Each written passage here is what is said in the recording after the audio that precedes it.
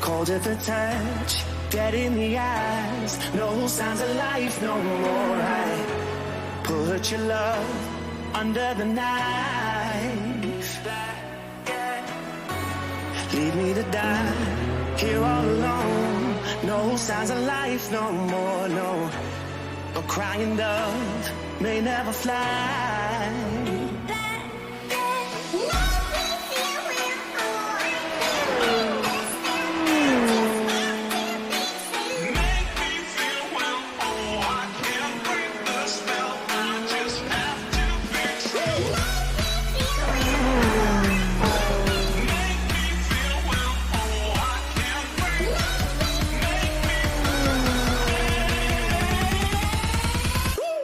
Black and white.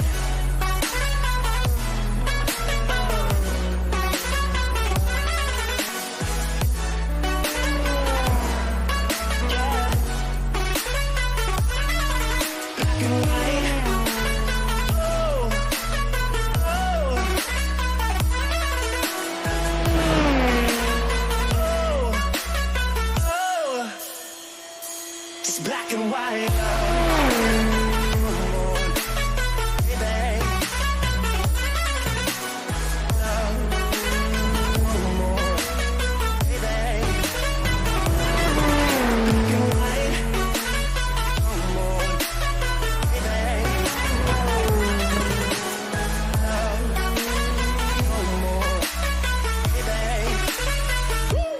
Black and white, just let me go. It's only right for all I know. It's only matter. It's calico. It's black and white.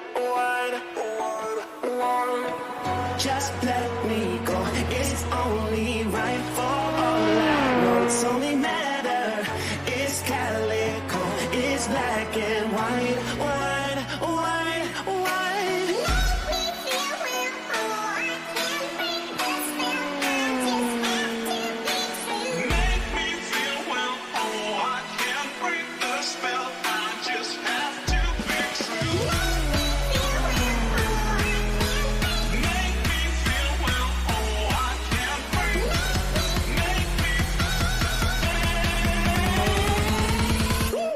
Black and white.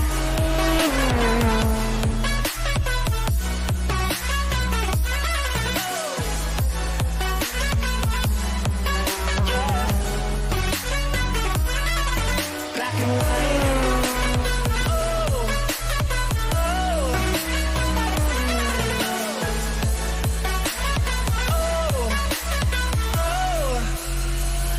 It's black and white.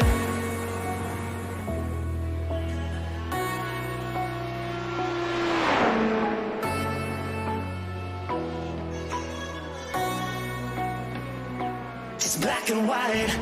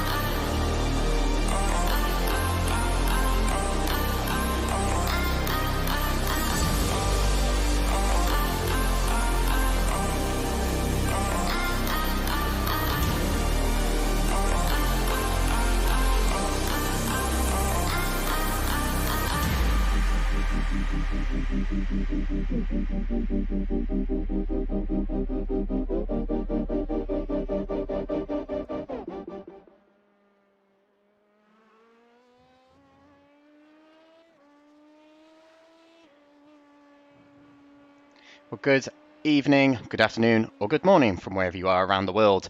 Welcome to Road America in Wisconsin, the northern state in the USA, specifically Plymouth. And Road America, the home of one of America's most popular motorsports facilities. There's a sign on turn 5 on this track which calls it America's National Park of Speed. Welcome everyone to the race tonight. We're here at Road America, 15 kilometers west of Lake Michigan, 90 kilometers north, the state capital of Milwaukee, home of another popular racing facility, the Milwaukee Mile, and home of the Milwaukee Bucks, who recently won the NBA Championship. So plenty to celebrate tonight in Milwaukee. But who will be tonight's MVP? Well, we will find out soon enough. Tonight's track, the GP course of Road America, 4 miles in length, or 6.5 kilometers if that's your measurement system. Now a regular host of the IndyCar Series, as well as the NASCAR Nationwide Series and the Tudor United Sports Car Championship. Tonight we are here for the LMP2 Championship of Apex Technologies, round 6 out of 8 in the championship. We are getting to the nitty-gritty of the season's finale coming up in a few weeks' time in Suzuka. Is the 7th round of the championship, and the final round of the championship is at Sebring. And tonight's race, sponsored by Hippo Sports Management, a bespoke sports agency representing talents across the sporting world. Sporting talent that includes Julia Greenshield's popular female international rugby player. So tonight here we are at the circuit of Road America, and I'm joined alongside me by none other than Eddie May. How are you doing tonight, Ed? I'm doing brilliantly, thank you very much, Alex. Love to be here at Road America. Such an exciting track, and one that I really do enjoy driving in the sim. Well, commentating on as well. There's never a shortage of action here at Road America, and there's going to be plenty of it on display. You've got obviously where we're coming down now through Kettle Bottoms into Canada Corner here, following Jamie Conway, who's currently sitting at the top of the pile in qualifying. A very good turn of form, and is actually finally ahead of race clutch drivers. It might be the first time we'll see an Apex Tech Racing driver take the top honours in qualifying. Well, remains to be seen, but certainly looking good at the moment. But actually, Ed, you've cued me in very well to look at the championship standings coming into tonight's round. So without further ado, we'll go into the pro category championship standings. And as Ed May mentioned, Race Clutch have dominated things so far in the championship, with Peter Zuber leading the championship, but only 2 seconds ahead of two-time winner in the last 2 rounds, Ben Snemethi, who won at Monza and the round B4 of round 4. Peter Molnar following not too far behind either in 3rd place, only 7 points separating the top 3. So it is a straight fight between the Race Clutch drivers for the remainder of the season. Quite a long way back in 4th place, Alvaro Gutierrez of the Iridium Motorsports Pro Team, and the first of the Apex Tech drivers, the aforementioned Jamie Conway, who sadly is not top of the standings right now, so he has been pipped to pole, which we'll go into very, very shortly. In 6th place, teammate Chris Barrett. They're in 6th place, with Juancho Ovale in 7th, Hugo Preto in 8th, and Drew Lloyd in 9th, Mauricio Aguero in 10th. Whereas the AM standings coming into tonight's race, James Ebram still hangs on to the lead in the championship of the AM category, but hounding him down is Theo Schlere of Virtual Best Racing, only 5 points behind, and has had 3 wins on the trot. And the particular note of the last time out at Monza, he came from quite far back in the grid, early parts of Monza, and came through to win that race in great style. Justin Jung in 3rd place, with Mark Winters in 4th, Roy Mass in 5th, and he got his best result of the season at Monza last time out, finishing 2nd place. Alvaro Fernandez in 6th place, with Carlos Ponce in 7th, Andy Spicer in 8th, Hans Blankart in 9th position, and Alexander Rogenbuch in 10th position. So there are the standings coming into tonight's championship as qualifying is well underway. And your top three of the last race out at Monza in the pro category, well, it was another race clutch domination as we alluded to earlier. Nemethi won his second race on the trot with Peter Zuber finishing second and Peter Molnar in third position. And in the AM category, it's the third win on the trot for Theo Schlerer, second place for Roy Mass, and James Ebram, championship leader of the AM category, in third position. Whereas qualifying right now, less focusing on the past and more focusing on the present. We are really into the tail end of the season with 3 rounds to go, including tonight. After tonight, we head to Suzuka on the 8th of August, and then on the 22nd of August, it will be the final round at Sebring. Peter Molnar tops the standings at the moment. As you can see there, Jamie Conway in second place, but we have Peter Zuber in third position. So Jamie Conway really putting a stamp on Race Clutch Racing's progress in this session so far. Anyway, we do have a 2-hour race coming up here at Road America, but Jamie Conway really waving the flag for Apex Tech against their rivals Race Clutch.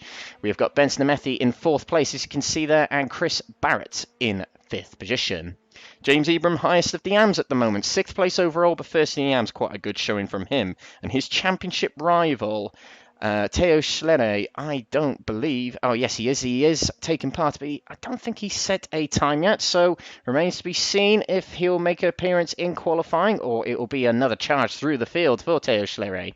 Second place of the AMs, Alvaro Fernandez Montes, and third place, Hans Blankart. And the rest is as it's shown on the standings on the left there.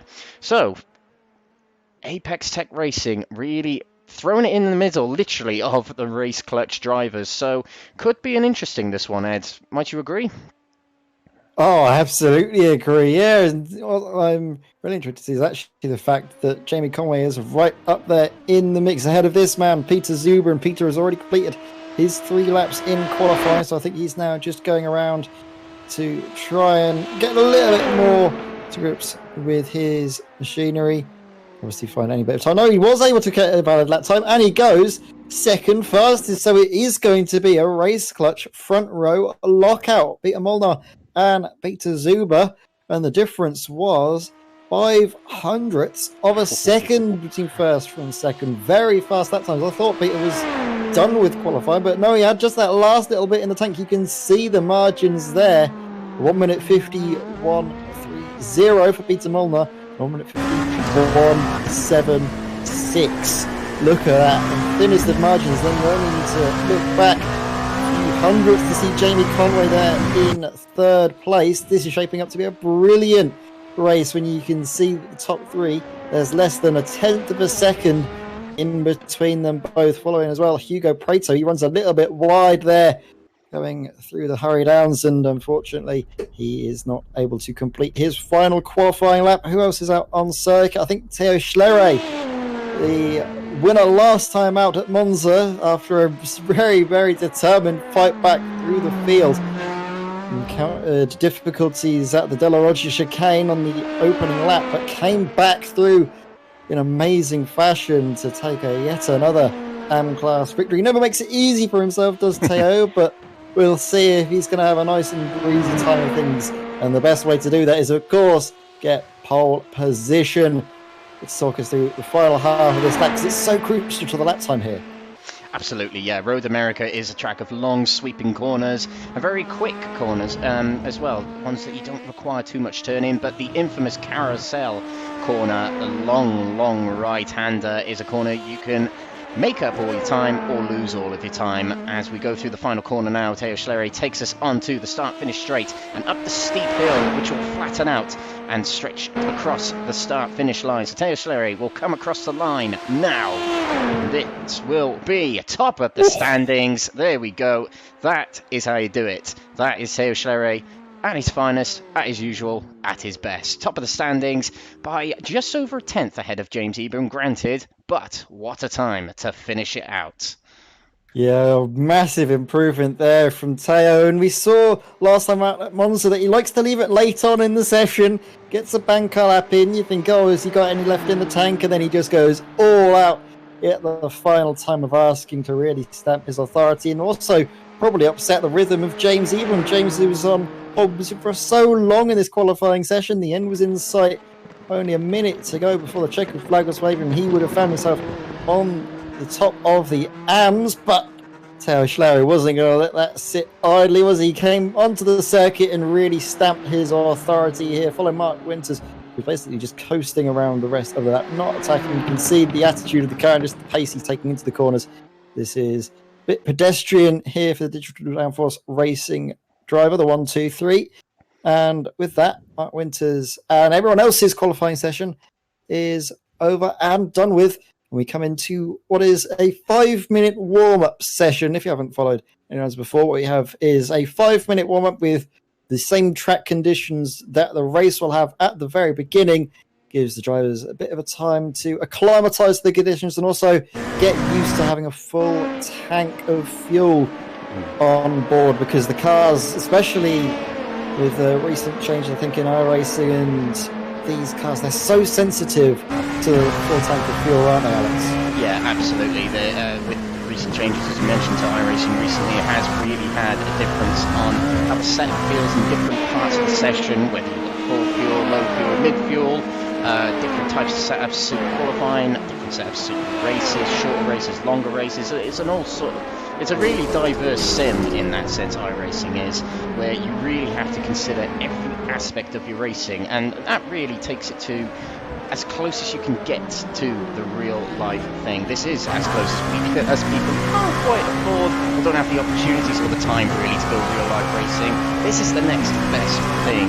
iRacing and many other sims on the market, to be fair to them, but we're seeing the best of the best in these LMP2s tonight. A lot of these drivers have very high I ratings and safety ratings. I rating is basically the skills rating scale of these drivers on iRacing. It ranges from 0 to, well, you can keep on going. There's drivers on iRacing with as high as 10,000 I ratings. A couple of drivers in here with 6,000 I rating, which is pretty good. I myself am only on about 2,000, so I'm not very good in proportion to a lot of these drivers on the grid today. You say that you're not very good, but I believe the average I rating is somewhere in the 1,000 range. So that makes me feel better. Yeah, it does make you feel a little bit better. Yeah, I think average of all what have accounts on iRacing, I think they calculate on currently active accounts, if memory serves right. I think it's somewhere around about 1,000 marks. So anything over 1,000 and you're doing pretty right. quick, and then yeah, exactly, you can be very rapid indeed. But that's the good thing about iRacing, is that it accounts for all abilities, and the reason why we have this iRacing system is when going to official events, that's basically where you get matched against drivers of a similar skill level, a bit like how other games, sort of competitive shooters and all the other modes and everything, have their ELO systems, isn't it? Their little number that they give you, little rank, be it diamond, gold, platinum. iRacing just says this is your number.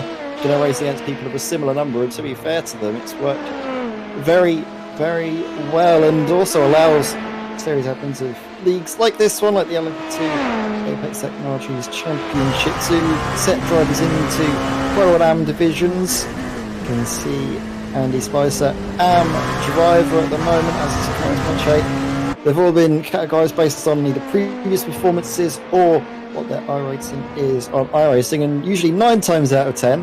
That's quite accurate. I say 9 times out of 10 because we were talking before the broadcast. Teo Schlery's run of form has shown that maybe if he sticks around for another season, I think he might find himself being bumped up into the pro category.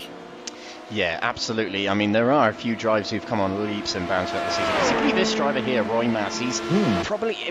If there was a nomination for most improved driver, I'd probably provide it to Roy Massey. He had such a good outing at Monza last time, so credit to him. A lot of these drivers in the field really hitting their marks in the latter part of this season coming up now. Hans Blankart, I think, qualified quite high up in qualifying just then as well. We haven't seen much of him this season, but I think we're going to see a lot of him today if qualifying has anything to tell about it. But yes, we were talking about how accessible iRacing is. I mean, you've got drivers in this field who have professional rigs, Fanatec, drive gear and cockpits, but you do have drivers in this series and many other series around the world, and people who just turn up to the official iRacing servers who just drive with the wheel on their desk. or even drivers with a controller. It is a very, very diverse form of sport, esports, if you want to put it that way. And all you need is, well, a pedal set, wheel, and a PC.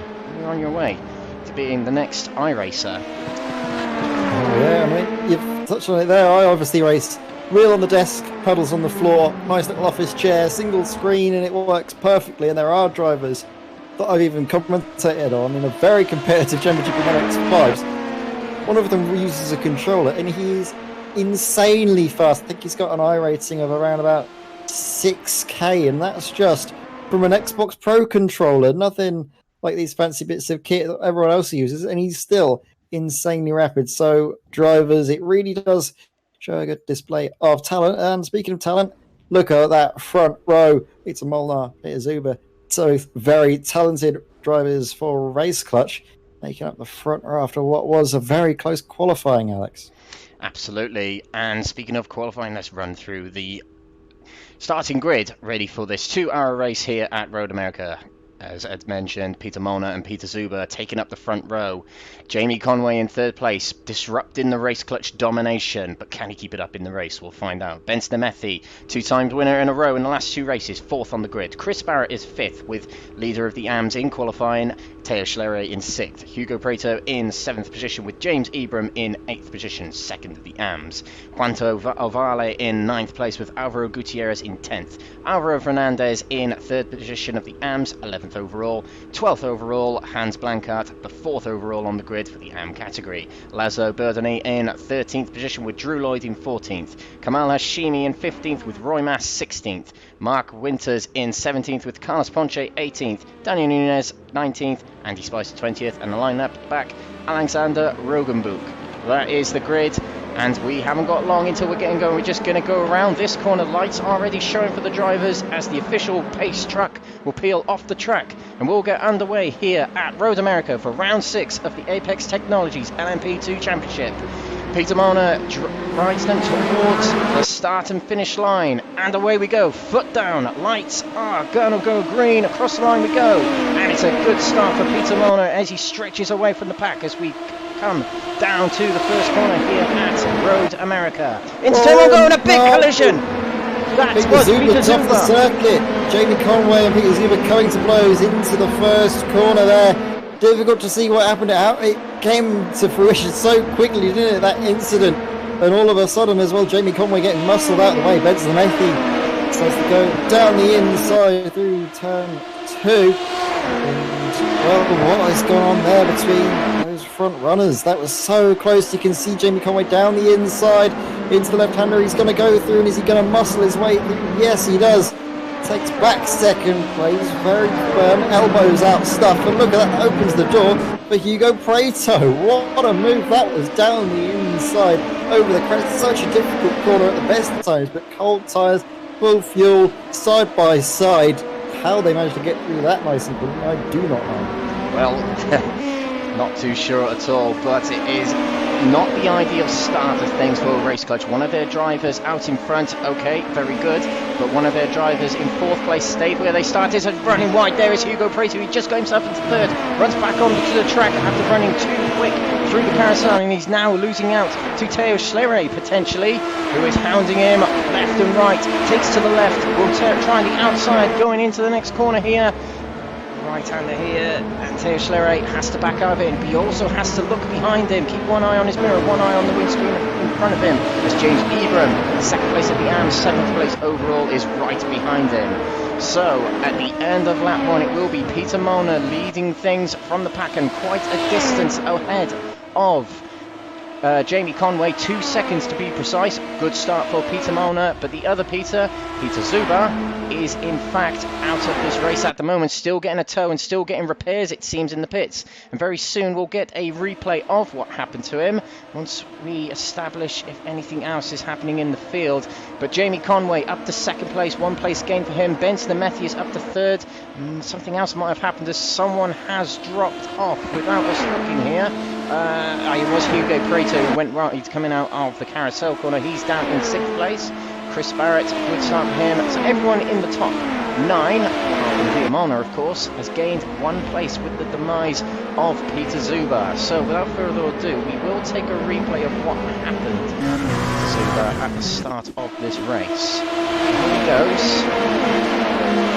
Pulls out. Oh, and there's a big hit from behind. And that was Jamie Conway. Oh, one for the stewards after the race, definitely. He just T-boned Peter Zuber, and he was out of control. The rear end just lifted off the ground, and he was a passenger in that the whole time. He'll be a very, very angry Hungarian in the garage there, waiting for his car to be repaired. Yeah, it's so difficult to really establish what went on, because it happened so fast, didn't it? But that's massive, because Peter Zuber, let's not forget, was our championship leader coming into this round, and all of a sudden that's opened the door wide for his teammates Spencer Matthew and Peter Molnar to claw it back. And when I say claw it back, the gap was only 2 points there, so a massive blow for Peter Zuber's championship hopes there. Absolutely. Well, there are still 2 rounds to go, but what a hit that will be for him, and what a hit it was from behind. But let's see what Peter Zuber can accomplish for the rest of the race. I mean, if he finishes, he still scores points. Some points are better than no points. Let's see what happens. He's still in the pits at the moment, 2 laps down as we complete lap 2. Peter Molnar out in front, 10 seconds out in front ahead of... Oh, it's not. It's 2 seconds in front of Jamie Conway. Timing system playing tricks on me yet again. But Jamie Conway leading in second place ahead of Ben Snamethi, who had a little bit of an up and down start to this race. He found himself gaining positions and losing positions. Found himself in 3rd place now, so not bad for Snamethi, who's had 2 wins on the trot. His championship rival, closest championship rival, should we say, is out of the race as it stands. There's already a driver in the pits, Mark Winters. Now let's see if anything's happened to him.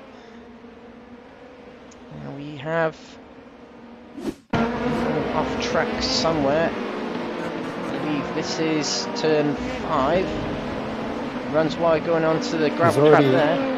An instant before that, because you can see that right hand rear end of that car is looking very unhappy. You can see it crumpled there. That looks to me like right rear suspension damage. You can see it's not controllable at all going through the corkscrews. So I wonder what has happened. Something must have gone on before what we saw there with Winters. And of course, there's no flash repairs in this, so if you have damage, that's your lot, unfortunately.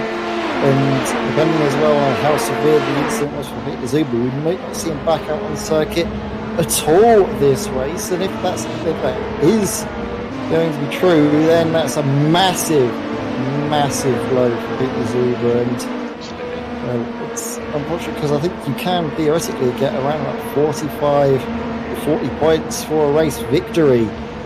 Peter Zuber's going to lose out a lot here, so we'll see what happens in the late stage of the championship. It's not over yet. There's 3 rounds, including this one, still to go for the drivers.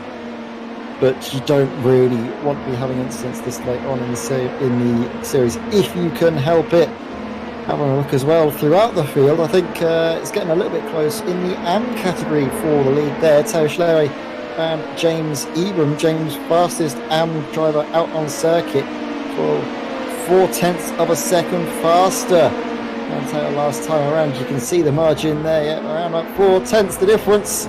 So James is going to close in and see if there's a way through, but he's actually going to be looking a bit more about what's coming up behind him as well, because look at that, Ronto Oval is right there with them both. Went a bit slow through turn 5. Teo Schlery is looking a little bit tentative here, a little bit conservative. Needs to be careful, he could lose out to James Ebram here. James Ebram leading the championship coming into tonight by 5 points ahead of Teo Schlery. Teo Schlery has been throughout the season the one who's needed to score all the points to catch up, which he's done so, and done so very, very well indeed, with a win at Monza last time out, Spa-Francorchamps the time, Nürburgring the time before, and Spa-Francorchamps the time before that.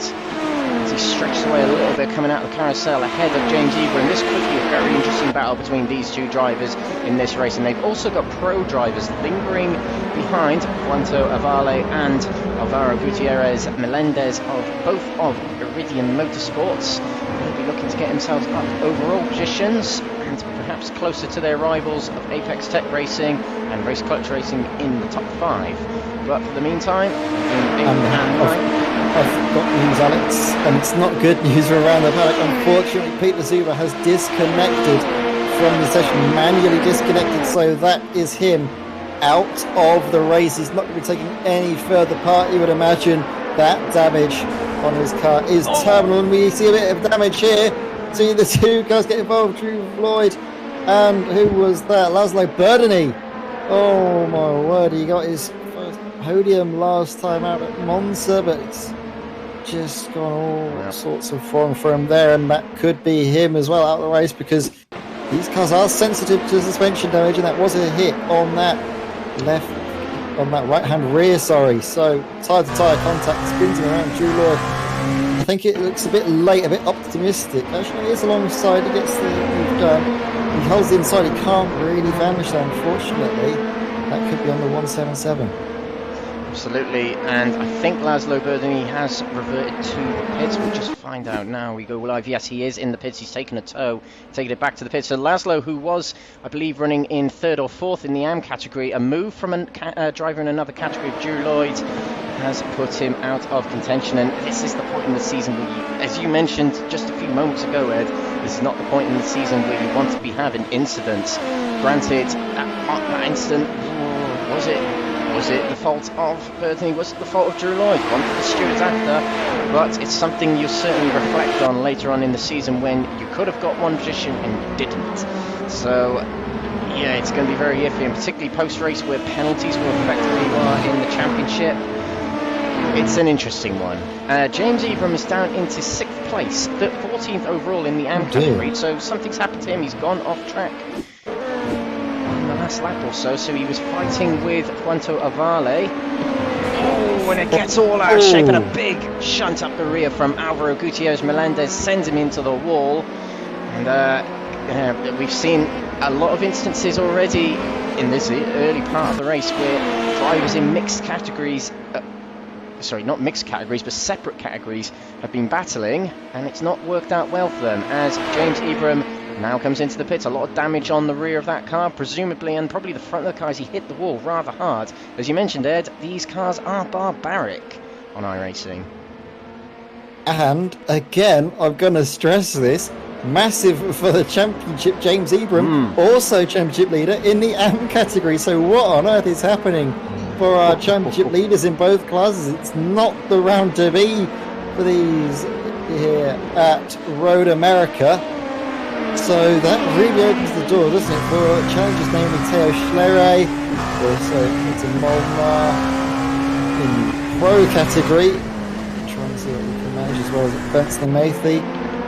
Just have a look through the field, and I think Benson Mathy is trying to close in now on Jamie Conway here, as we're following Roy Mars for Stage 1 Racing. Like we said, a very well improved driver, and a good job to try and keep, I believe, is that his teammate at bay behind it is, I think it's a similar livery, but white for Roy Mars, black for Blancart. Hans Blancart doing very well as he progresses into 3rd, and Roy Mars surrenders quite easily there, notices his teammate, you know what, you go by, you seem to be quicker, go get us some points, Hans. Up to 3rd place, and Hans Blancart is a driver who finished quite low down in the early part of the race, no offence to him, but 3rd place right now for him in the AM category, 11th place overall. Good showing so far from him as Jamie Conway makes a move on, that's Benson Matthew making a move on Jamie Conway to move into 2nd place. We will get a replay of that, but it is now back to a race clutch 1-2 as Jamie Conway now has to find a way to fight back. It is Apex Tech Racing 3rd, 4th and 5th, but they're not the positions they want to be in. They want to be in the 1st and 2nd place. 3.5 second lead for Peter Molnar, but let's have a look for Vince Nemethy's move on Jamie Conway. So he's coming into turn 1, big slipstream, the big hole in the air these LMP2s leave, dives at the inside, keeping it nice and tight on the apex, but still managing to use plenty of the runoff area. Nice trademark move for Benson Nemethy there to take 2nd place in the race. Good little move that from Benson. We come to another fight, this one being Drew Lloyd trying to close a margin to Jean-Zerval just up the road, and this fight is between Roy Mars And he's looking back to see a Kamal Hashimi that's really on a charge, trying to close in. They go through the carousel now, the 7th time. And, well, it seems to me that you would have expected Kamal Hashimi to lose out on the dirty air, but he's stacking right there with him. And this could be a good opportunity for the Apex Tech driver to make up a few spots and really start to put the pressure on. Hans is going to have his sights firmly set on retaining this podium place for the stage 1 racing outfit. And then up the hill, that's just an excellent corner, isn't that? A bit over the crest, that left hand, and then you quickly dive into the right. So crucial to get that nailed down, because you've got this long straight, and Drew Lloyd will close in. Will he be there, though, to go for a move? And Hans Blanca, as I say that he's doing well to hold on to a position, he goes ahead and immediately loses it all by his lonesome, it seems. Just steps it out a little bit too much. You could see, maybe was it that touch of the grass on entry meant he wasn't able to slow it down enough, and then just massively overshot into the final corner. The painful touch of the grass on iRacing. Once you get a little bit of the tyre on the grass, that's it, you've lost it, and it just sends you out off the track. And Hans Blanca quite lucky to keep that going and keep it away from the wall, but he's still going. 5th place in the AM category still, and judging by the speed he's been using in this race so far, he might be able to pull back in on Kamal Hashimi and Roy Mass. Kamal Hashimi, who has made a move on Roy Mass, which we'll get a replay of right now. It was going into turn 1, just after Hans Blanca went by, so easy pickings for Hashimi, it seems. Got it all done on that front straight, and seems to be a prime overtaken opportunity. I don't want to say anything else, but I think that was also partially caused by the mistake from Hans Blanca. Hans not being in front of his teammate, giving him that slipstream, left Roy Mars very vulnerable into the first corner. It's such an area of the circuit where you need to have a toe if you want to make a position going out of turn 14 into turn 1.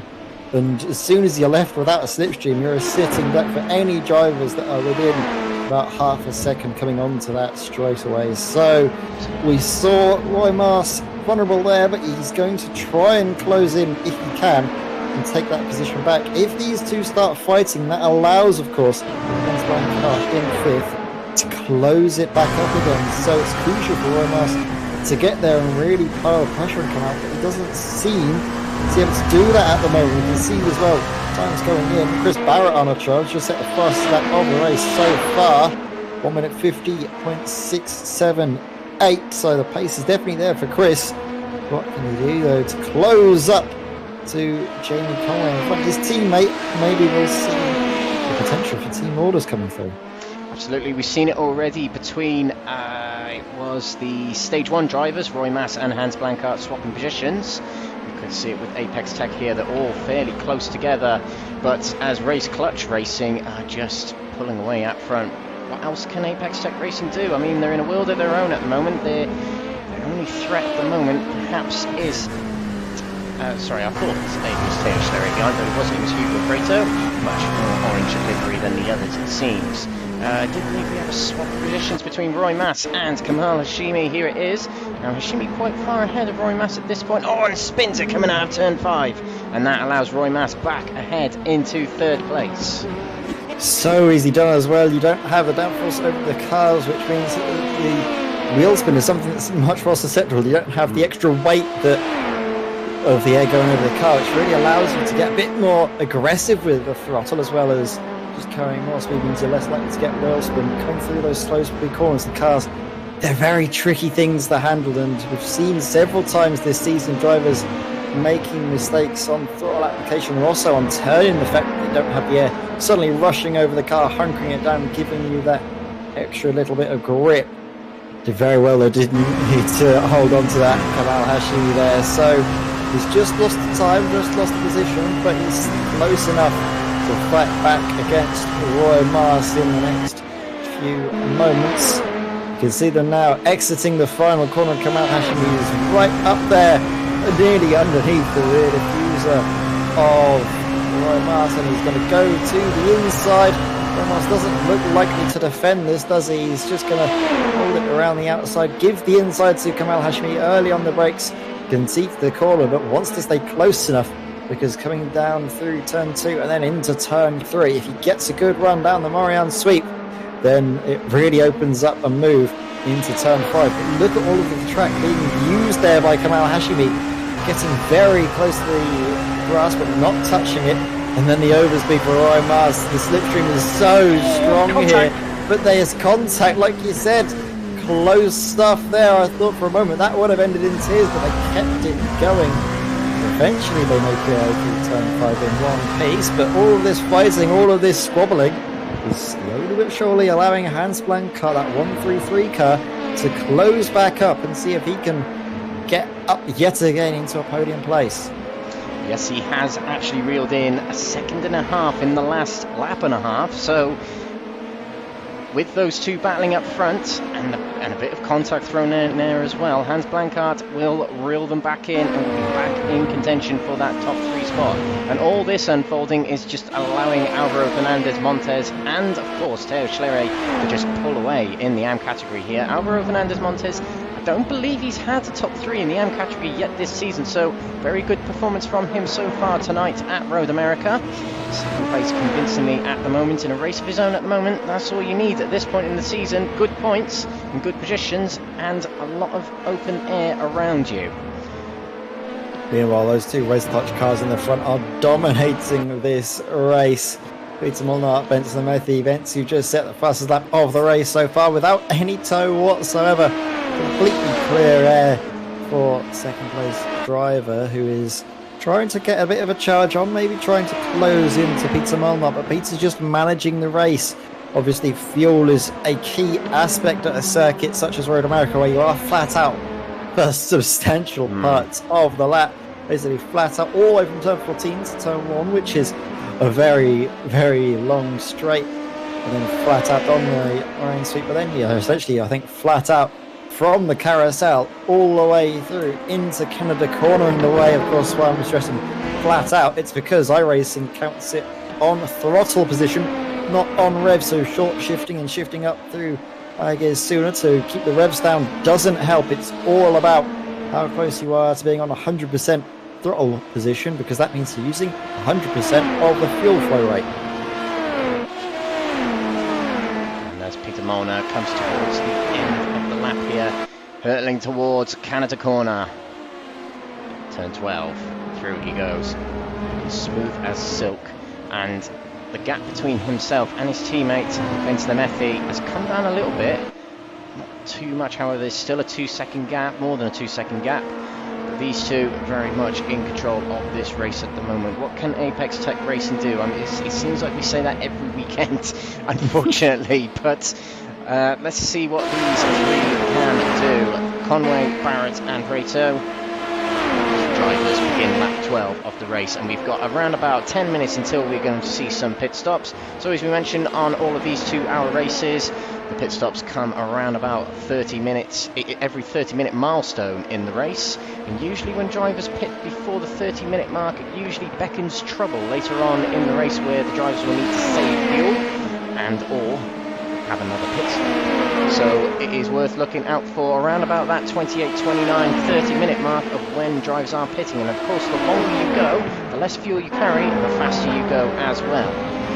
So all factors to take into consideration, as these three Apex Tech Racing drivers are fairly close together. Not going to battle too much, as they'll want to try and capitalise on the drivers in front of Benson Lemethi and Peter Molnar. They're getting closer together. They'll know this. They'll be looking on their black box, which is the dial in the cockpit of these drivers, which tells them the gaps between drivers. It tells them other things such as tyre temperature when they pitted. They can organise how much fuel and tyres they take on in the pit stops. But what they'll be looking at is the gap between Lemethi and Molnar, wanting it to come down faster, wanting them to start battling. They are teammates though, so it's, well, I say it's unlikely to happen, but racers are racers. Every racer wants to win. You touched on something earlier about things to take into consideration for the strategy. What I want to know is what the track temp is going to be like for these drivers, because that, of course, is definitely linked to your tyre performance, how fast you wear through the rubber. And obviously we're in Road America. It's a nice sunny day. I wouldn't be surprised at all to see track temperatures maybe in the low 40s to high 30s, and that will really have a big effect on how much you burn it through the rubber. Here you can see it there on the right of your screen. That is the track temperature, 41 degrees with an ambient air temperature of 27. So with the sun bearing down on the tarmac, it's unlikely to get much cooler on the road surface. So tyre wear will be a factor, and you'll expect to see drivers taking tyres on the 1 hour mark. Absolutely. And one thing to take note with pit stops with these cars is you cannot take on tyres at the same time as taking on fuel. They have to be applied separately in the iRacing pits. It's not like Formula 1 or IndyCar where all is done at the same time. No, in GT racing such as this, or prototype racing should I say, as the back marker of Mark Winters let him buy the 3 Apex Tech racing cars.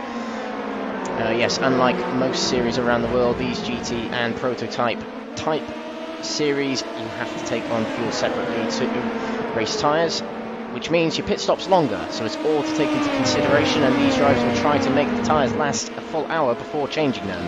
The tyres will not last up to the 2 hours, as they will run out of wear, and it presents to you what's called the meatball flag. The meatball flag is a black flag with an orange disc in the middle. Basically, when your tyres get to a certain point, to the point where they, in real life, they probably, put it eloquently, blow up and get a puncture and all of them effects. That is iRacing's version of it. And when you get a meatball flag, you have to come into the pits to serve repairs. Albeit, in the instance of what we were talking about then, it is tyre changes. So these drivers will be looking to change their tyres at around about the hour mark, as Ed mentioned, and we are 6 minutes away from potentially our first set of pit stops. Once again, worth looking out for those who come in earlier, as they're the strategies we'll have to keep an eye on. Meanwhile, top 2, less than a second and a half between these two, Peter Marner and Nemethi. Now what we have seen in past races, Ed, is a lot of these race clutch drivers swapping positions quite regularly to help save fuel, to help get themselves into the draft, to relax themselves a little bit so they can run laps with each other and ultimately save fuel. Do you think this is what's in the plan for Molnar and Nemethi at the moment, or do you think Nemethi genuinely wants to hunt down, take first and pull away? What do you reckon?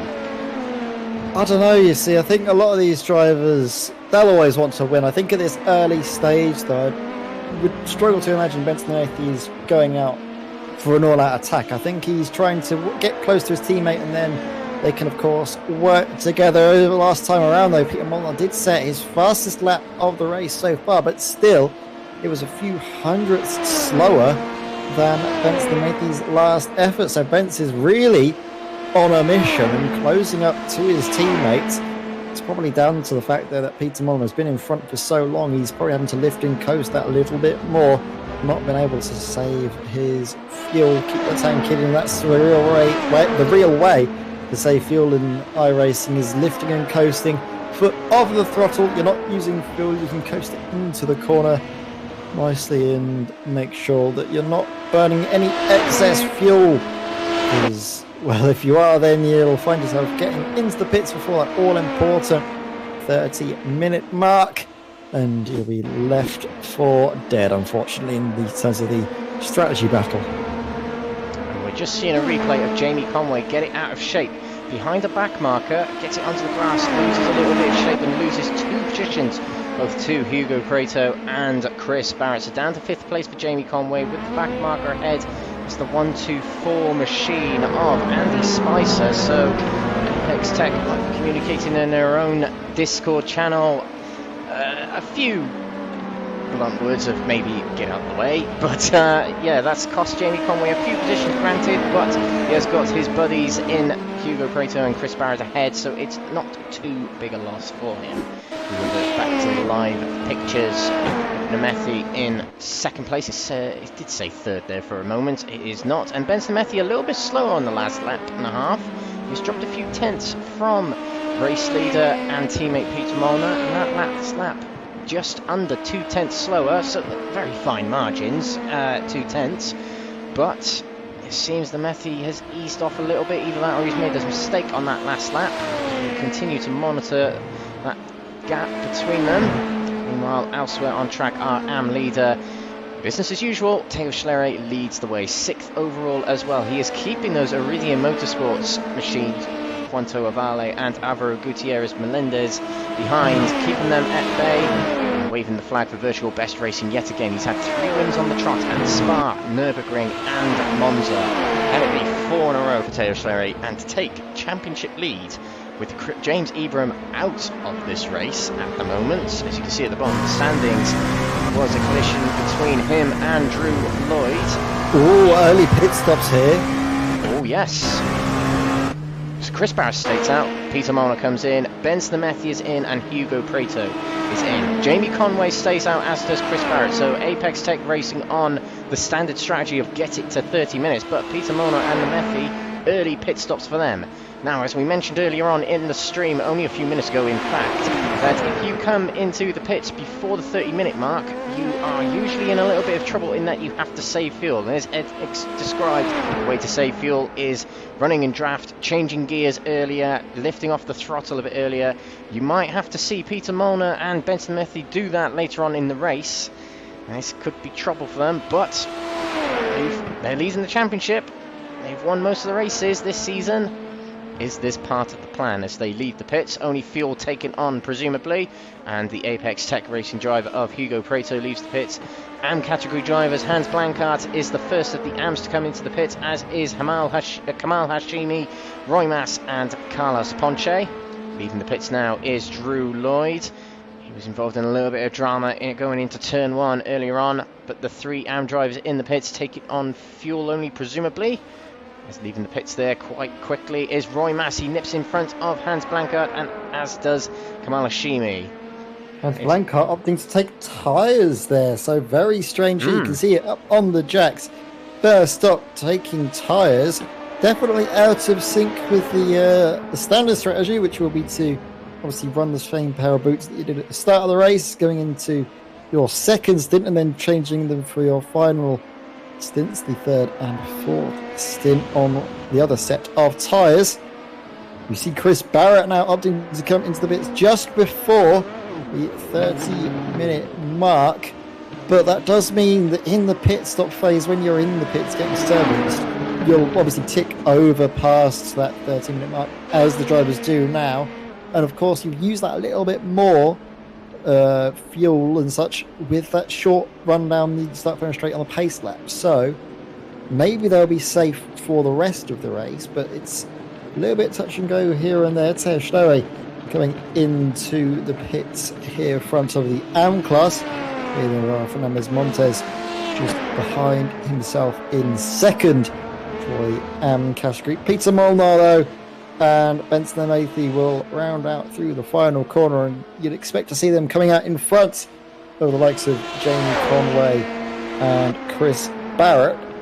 But the crucial factor is not necessarily the track position, but the battle in the strategies. Absolutely, but Chris Barrett and Jamie Conway stayed out for another lap, but somehow they've lost a lot of time. I'm not entirely sure what's happened there, but yeah, they were running in a train, the Apex Tech racing drivers, and they're now some amount of time behind Hugo Preto, by the looks of it, 5 seconds behind, so it hasn't gone to plan for Apex Tech, with the exception of Hugo Preto, of course, into the top 3. Something I want to take a look at a replay. Teo Schlerer lost positions to Iridium Motorsports drivers, and it is coming down the straight after turn 3 under the Sargento Cheese Bridge, and it seemed that Teo Schlerer backed off almost. It didn't seem that he was firing on all cylinders there. That was a swap of positions between those drivers, granted overall, so not too much to worry about. But yes, very strange goings on in these pit stops. Chris Barrett and Jamie Conway dropped off a little bit from the front pack being the 2 race clutch drivers and Hugo Preto. But we'll see what goes on later on in the race. So yes, the one driver who was taken, in fact still in the pits, Hans Blankart, something's happened to now leaving the pits. That was a very long pit stop indeed. Maybe he had damage on his car and he opted to repair it. That could be a smart move. Obviously you'll get damage repaired while the tyres are being taken. Of course, you don't get damage repaired while the fuel is being put in, so maybe that was Hans Blancart way of getting a fix while also gaining a bit of performance in the form of fresh tyres. But like you mentioned, very, very slow pit stop there for the 133 Stage 1 racing. Entrant follows progress though through the field. Expect to him be probably one of the fastest, if not the fastest, AM driver on circuit. And for this strategy to work, he's going to have to really make up the positions and make up that lost ground. Absolutely, yes. And we were looking at the pit times there. So as you can see, most drivers in the 25-second, 26-second region. So you can see Chris Barrett and James Conway lost a lot of time on track, but not time in the pit stop itself. So it must have been in the pit lane that they lost their time. On pit entry, yeah, they probably lost a lot of time on pit entry, slowing down for the pit box, and then getting the car going on the pit exit. Those things can really all add up, can't they, Alex? Absolutely, and we're seeing there the pit lane times for all the drivers, and a nice quick stop for, stop and pit lane for Namathi, 105, but 109 for Chris Barrett, and that'll be why he's dropped down to 4th, and Jamie Conway only a few seconds quicker than Barrett, but still a few seconds slower than Hugo Prato, with the quickest pit lane time, it seems, off the field. So let's revert back to what's going on out on track. So a sit rep of our order as we cross over the quarterway mark in this race. Peter Molnar is led from start to present, leading by 2.2 seconds ahead of teammate Benson Matthews. Had 2 wins in a row coming into tonight. Can it be 3 in a row tonight? So far it isn't, but there's still a long way to go. 3rd place, Hugo Prato. This is definitely, without a doubt, his best showing in Season 2 of the LMP2 Championship of Apex Technologies. He has got teammate Chris Barrett right behind in 4th place here. Further back, 22 seconds behind the leader, Jamie Conway, with Juanto Avale in 6th position, Alvaro Gutierrez and Melendez in 7th. Theo Schlery leads the AM category with 9th place overall. Drew Lloyd 8th in category. Roy Mass 2nd in category, just ahead of Kamal Hashimi. Alvaro Fernandez Montes is in 4th position, with Daniel Nunes in 5th position in category. Alexander Rogenbuch in 6th position, with Andy Spicer 7th. Mark Winters in the pits, leaving the pits. He'll drop a position. No, he won't. He'll stay in 8th place in category, 16th overall. Carlos Ponce 17th, with Hans Blancart with the abnormally long pit stop. 10th position in category, was running very, very well in the opening stint of the race. It's sad to see him quite far down the order now. And out of this race, DNFs for James Ibram, Laszlo Berdany and Peter Zuber, all of which had incidents in turn 1, it seems. Yeah, it's been a race of real attrition, hasn't it, Alex? Several drivers all out of this race, and most notably the drivers that are at James Ibram, Peter Zuber, championship leaders in their respective categories coming into this round. So it's where we've seen a massive swing in the championship. I'm sure we'll look back at where it all changed when we come down to Sebring for the final round and really highlight this as a key point in the championship story. Absolutely, we'll certainly look back on this round here at Road America with, well, Peter Zuber and James Ibram will look back at this as a what-if kind of round, as we're watching the battle for 3rd place between Hugo Prato and Chris Barrett. A huge opportunity, you've got to say, for drivers such as Peter Molnar and Benson Methy, of course, and Theo Schlery, who's been charging up the order in the AM category in the last 4 or 5 races, to be honest. And this is the prime opportunity to get a big championship lead and to continue doing what he's been doing, which are our next rounds at Suzuka in 2 weeks' time, and on the 22nd of August, final round, round 8 at Sebring. So do tune in to Simracersworld TV on Facebook, Twitch or YouTube, wherever you are watching, wherever you are around the world. Do give us a like and subscribe on the channels, and do tune in for the remaining races of the season on the dates we aforementioned. And do of course check out Apex Technologies website, where you can get involved in this series, or you can just find out about how the championship standings are after each race and get involved in all the news that is Apex Technologies.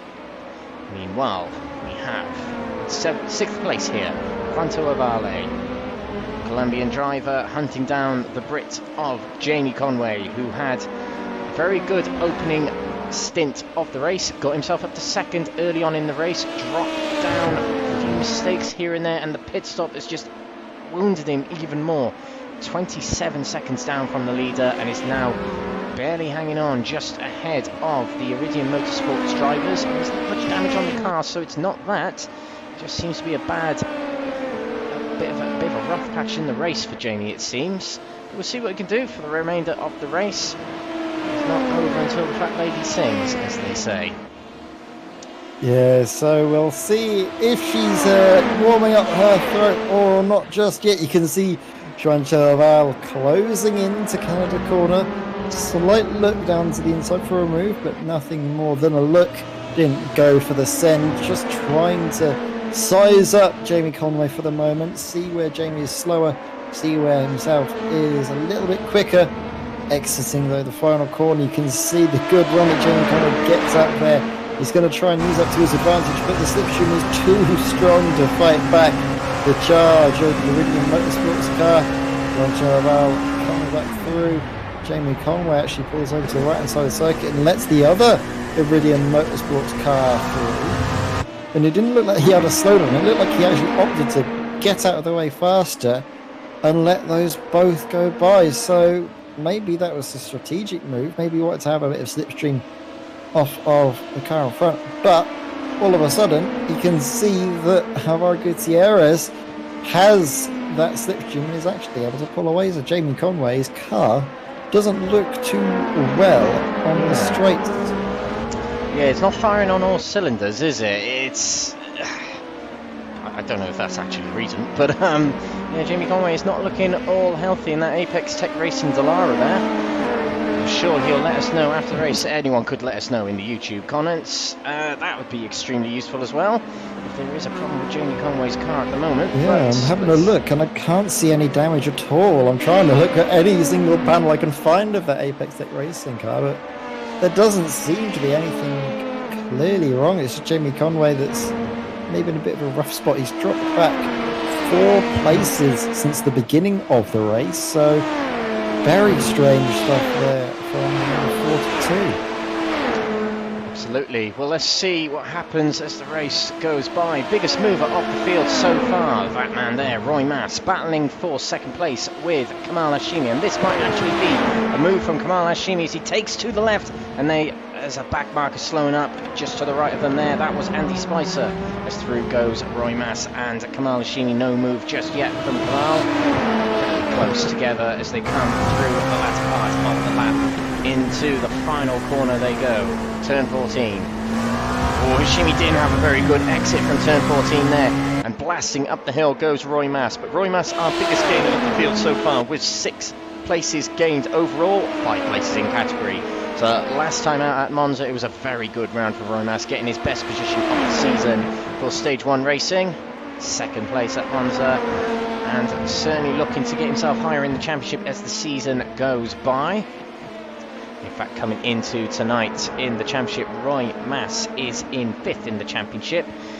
So we'll see how much higher he can get with Mark Winters lower down than himself. And Justin June not attending tonight, so this could be, if all things go well, Roy Mass taking to 3rd place in the championship standings, albeit it depends how many points he gets over James Ebram as well tonight, with James Ebram having a DNF as well. So exciting times for Roy Mass right now. Could be 2nd place in the championship for Roy Mass if he can get it through.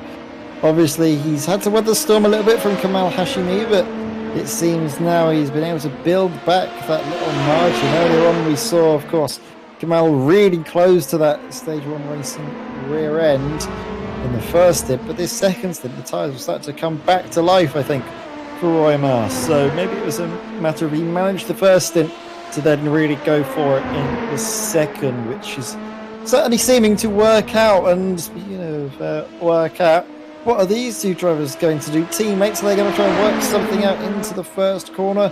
Are they going to be trading draft? Is Chris Barrett going to go for the move?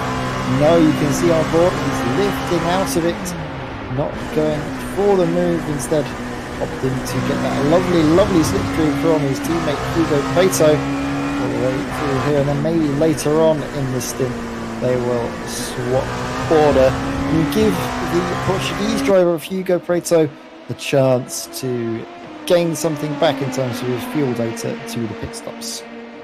One thing to take note is these two Apex Tech Racing drivers are losing a lot of time from the race clutch up ahead. It is now a 16-second gap from Hugo Preto to top spot sitter Peter Molnar. So yet again, domination for the Hungarian duo here. Was the trio, but Peter Zuber, championship leader, out of this race. So it's down to these two to wave the flag for race clutch. Molnar and Nemethi leading things at the moment 2 seconds apart, as it has been for much of the race. And they'll just press on and just pick up the points for the team and themselves. And it could well be a very, very close championship fight after today between these two drivers. Elsewhere, we've still got these two very, very close together. Let's check in on the top, second and third for the AM category. Roy Mass and Kamal Hashimi. Well, dropping off a little bit. It is very close between these two drivers, and the annoying thing, if you're one of these drivers, is you want to push hard. You want to push absolutely hard to get the position ahead or stay in the position ahead. But you also want to save fuel in this championship. We've seen it's been a big factor in deciding the results and deciding the track position for a lot of these drivers throughout this season. And we might be seeing it again in the next 16 minutes or so. And these drivers where they might have to come in earlier, may be able to come in later. Hashimi's picking up a bit of a draft, which might help from Roy Mass ahead. It remains to be seen as we tick over to 44 minutes progressed in the session at the moment. Looked like a pretty good exit from turn 14 from Kamal Hashimi. He reels in the stage 1 racing Dallara ahead, takes to the inside. Over the start finish line we go towards turn 1, side by side. Latest of the late breakers, they're fairly even going into turn 1, but it is Kamal Hashimi who has the better line and therefore takes the position. Now it is up to Roy Mass to fight back. Will he get a good run through turn 3 here? We looked very tentative on the inside of the corner there as we ran down underneath the Sargento Real Cheese Bridge. And it just seems that Kamal Hashimi is pulling away from Roy Mass at the moment. But the Dutchman has been fighting back every single time that Kamal Hashimi has presented anything to him. And I don't think this battle is over by any stretch of the imagination. No, I don't think so either. Look at this, he's trying to close in, but the dirt here, it seems to affect Roy Mass's car a little bit more than Kamal Hashimi. So, Stage 1 Racing driver struggling a little bit. This is obviously first time in a little while that he's been getting to the dirty area. You can see there he ran a little bit wide going through the left-hander and then all throughout the carousel. He drops back that margin now over 1.5 seconds just from one little mistake of Roy Mass that has really had a big effect. So he's down into 3rd place. Obviously looking for a little bit better, but still this is good championship points considering his rivals are either not here or unfortunately crashed out of the race. So still, Roy Master 107 is in a very good spot here. 7 seconds clear from nearest challenger by Everitt Fernandez Montes, who you can see 4th in the AM class. Absolutely, and back with these two battling. Hugo Preto, 4 places gained so far. This is so far his best showing in Season 2 of the LMP2 Championship, presented by Apex Technologies. And there has been an overtake just spotted. That was Alvaro Fernandez Montes passing Jamie Conway, as Jamie Conway is in fact in the pits, and that's what happened there. Jamie Conway pitting early. Hasn't been a very good session for Jamie, and this is rather early. I wonder if there was in fact damage on the car. Jamie Conway, as we were predicting, Ed. This is rather unorthodox and not the plan, as he's taking on tyres as well. Let's stick with Jamie Conway just to see what's happening when the car comes down off the jacks. If he leaves the pit, he hasn't repaired any damage. This will be an impromptu pit stop if he leaves. Let's just find out. As the mechanics work real hard to get the tyres on the car. Stays in the pit box. So turns out it probably was in fact damage on Jamie Conway's car as he sits presumably miserably in that cockpit there. The car in neutral, and the pit limiter blinking there. So, damage on the car of Jamie Conway, and what was looking like a pretty decent start to the race earlier on in the opening stint. Something's happened somewhere out on track. We haven't spotted anything. So if anyone's able to let us know what actually happened to Jamie Conway, please do let us know. But it's a bad race for himself. Apex Tech Racing continue, 3rd and 4th at the moment, with the addition of Drew Lloyd in 8th and Kamal Hashimi in 9th overall for Apex Tech. As we see these two drivers fairly close together, coming down the 2nd longest straight of the lap. Still staying in their respective positions at the moment. No tussling between the two to try and maintain the gaps behind, ahead of Iridium Motorsports, running as a duo as well. That's Juanto Avale and Alvaro Gutierrez Melendez, and the duo up front they're trying to catch Peter Molnar and Ben Slamethi, 2.5 seconds apart from one another. Just doing what they do, aren't they, Ed? Yeah, just doing what they do best, which is controlling these races from the get-go. Unfortunately, we were mentioning Pete Zuber not able to get through the first corner on the opening lap. He's obviously had that contact early doors and just seeing himself dropping out of this race, as well as potentially Jamie Conway, who might find himself out of the race. I can't see him either in the car or anything else, which is a little bit unfortunate, of course. But the drivers that are definitely not going to be taking any part in this race is actually James Ebram disconnected. That's their birthday as well. Too much they have disconnected, and actually I've noticed Alex Roggan but disconnected because of internet loss. So that is the reason why we've seen Roggan book at 170 not taking any further part, not through any fault of his own, just internet dropout. Yeah, so it's the sim racing equivalent of an engine blowing up, isn't it, Ed? The old internet connection. No warning, it'll just go. Yeah, that's right. It'll be as random as it wants. Of course, that's something to consider in sim racing, is the stability of your ping and broadband. But unfortunately, at times it does play up on you. So it's a shame to see Roggan Boot exit the race so early, likewise with other drivers such as James Ebram, Laszlo Berdini and Peter Zuber, and of course thank you to EJ Fulner in the YouTube comments reminding me, in fact, that Jamie Conway was part of the drama on lap 1 with Peter Zuber, so that probably was the damage that was letting down Jamie Conway.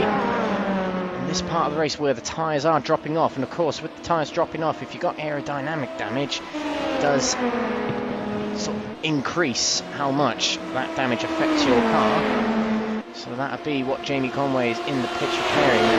I do believe he's back on track. Yes, he is. He's got a lot of work to do. 2 laps down. It's going to be a little tricky for him to gain many more positions, but thank you to EJ Fulner for leading us to that. And why aren't you racing today, EJ? It's very unlike you. We have to see you back out on track next time in 2 weeks at Suzuka, hopefully. Meanwhile, still the closest battle on the track, albeit between the teammates of Keith Prater and Chris Barrett. Third at the moment, Hugo. Again, his best showing in Apex Technologies so far this season.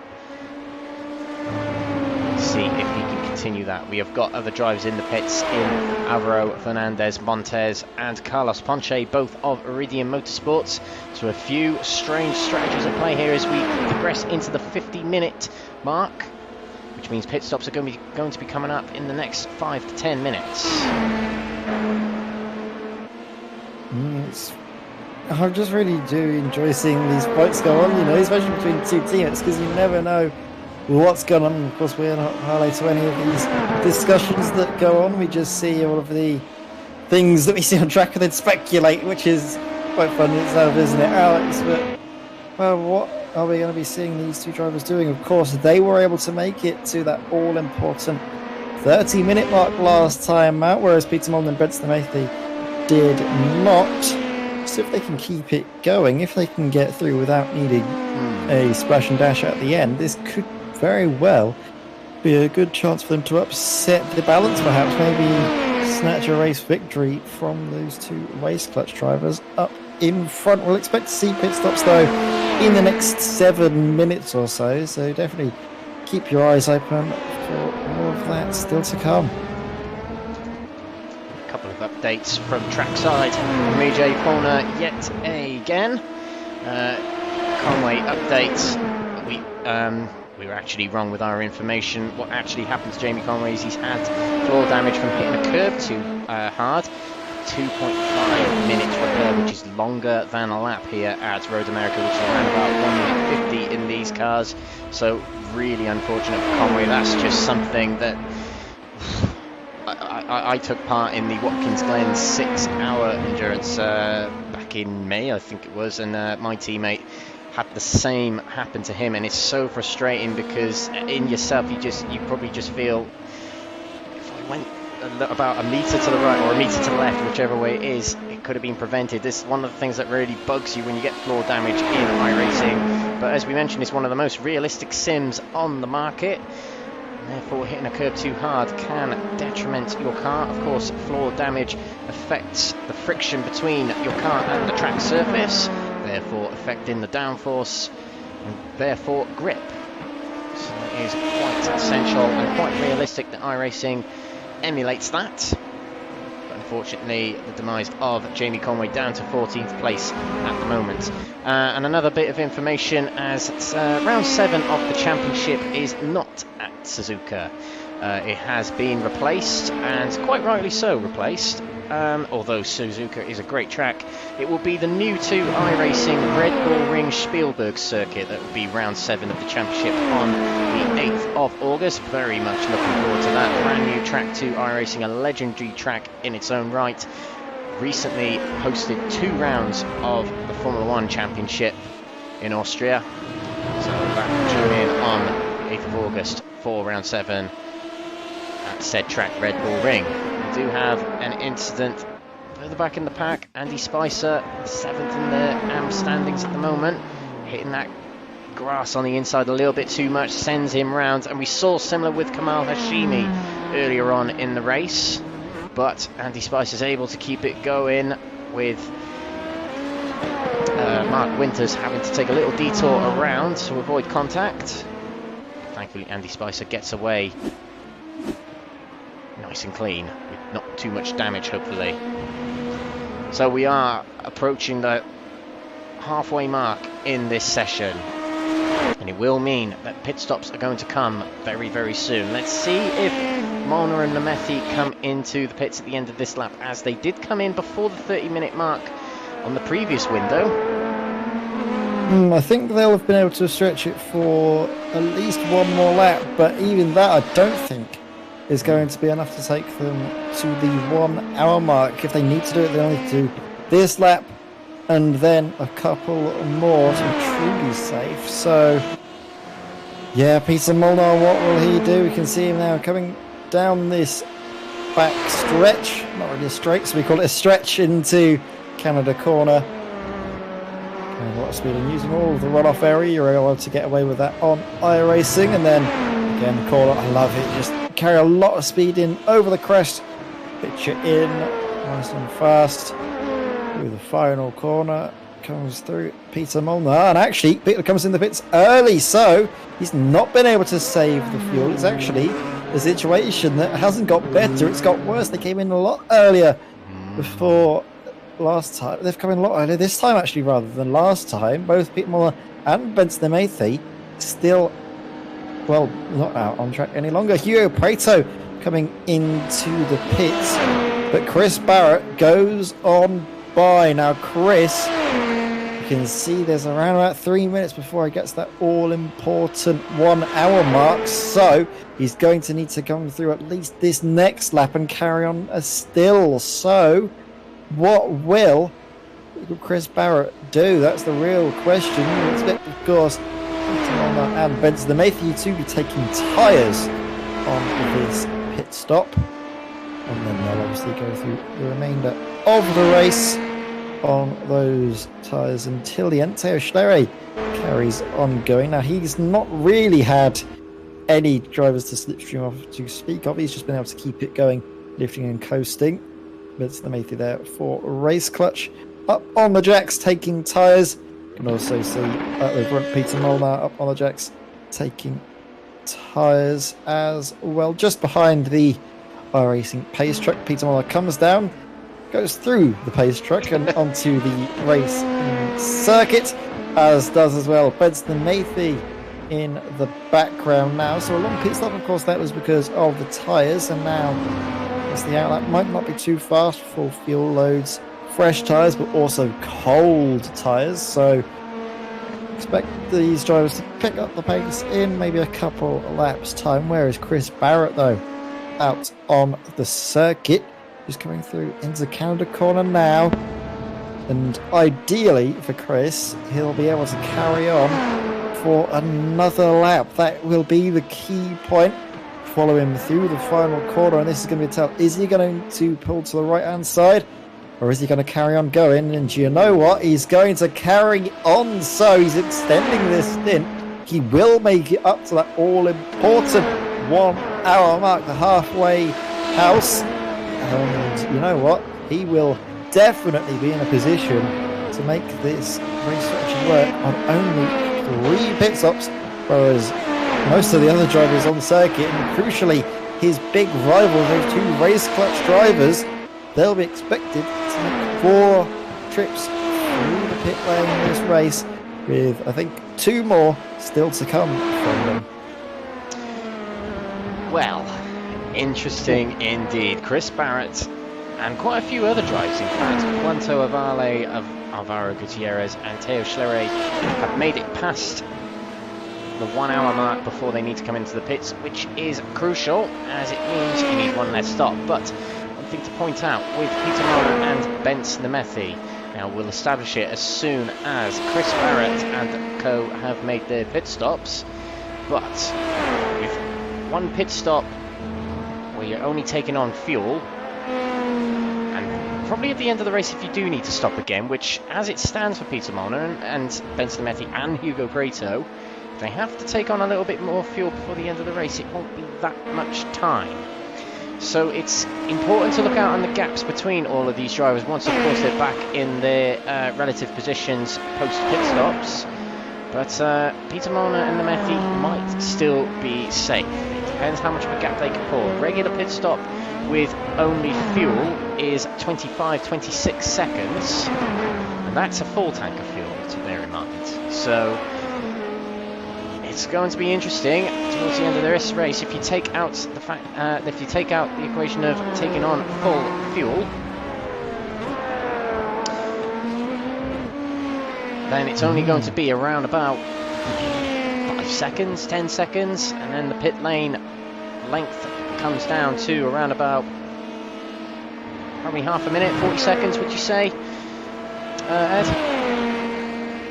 Yeah, I think that's about right, you know, but it's all about seeing exactly where it comes through, because like you mentioned, it's the pit lane where the cars do go rushing by fairly quickly, so there is a decently sized delta. Not the biggest, not say on a track with a slow pit speed limit that's also relatively long, a bit like Silverstone. There's a long, obviously, delta on a track like that, as well as I believe there's a decently sized delta on the next round at the Red Bull Ring, so expect to see this being a key part. Peter Molnar will come through and retake the race lead. It's the around about 3.5 seconds behind, and then we just wait a little while for Chris Barrett to exit the pit lane, and Chris was, I think, around about 18 to 19 seconds back, so we're going to see him come through just there or thereabouts, 20 seconds away from Peter Molnar and Bence Nemethi. I do feel like it's still in Race Clutch's hands. I mean, it's quite a long gap, and if Race Clutch do need to take on another stop, which actually Hugo Prato, as it stands, might have to take on another stop unless he can change anything here, save a little bit of fuel. It remains to be seen. They've got 2 opportunities to do so to save fuel. Of course, they've got one more pit stop, or should we say scheduled pit stop, at the 1 hour 30 mark. We'll see how they get on. I mean, if Peter Molnar and Nemethi continue to stamp in the times that they have been doing today to extend that gap over their rivals in 3rd and 4th position, it does mean that they might be able to take on another stop. It's quite an interesting strategy from these drivers. Risky, granted. They might just work. It might do indeed, but that's all we know really, is that it might work. We don't really know for sure what is going to happen, so I don't know, this could be close. It's very dependent though on how the drivers approach this final stage of the race now.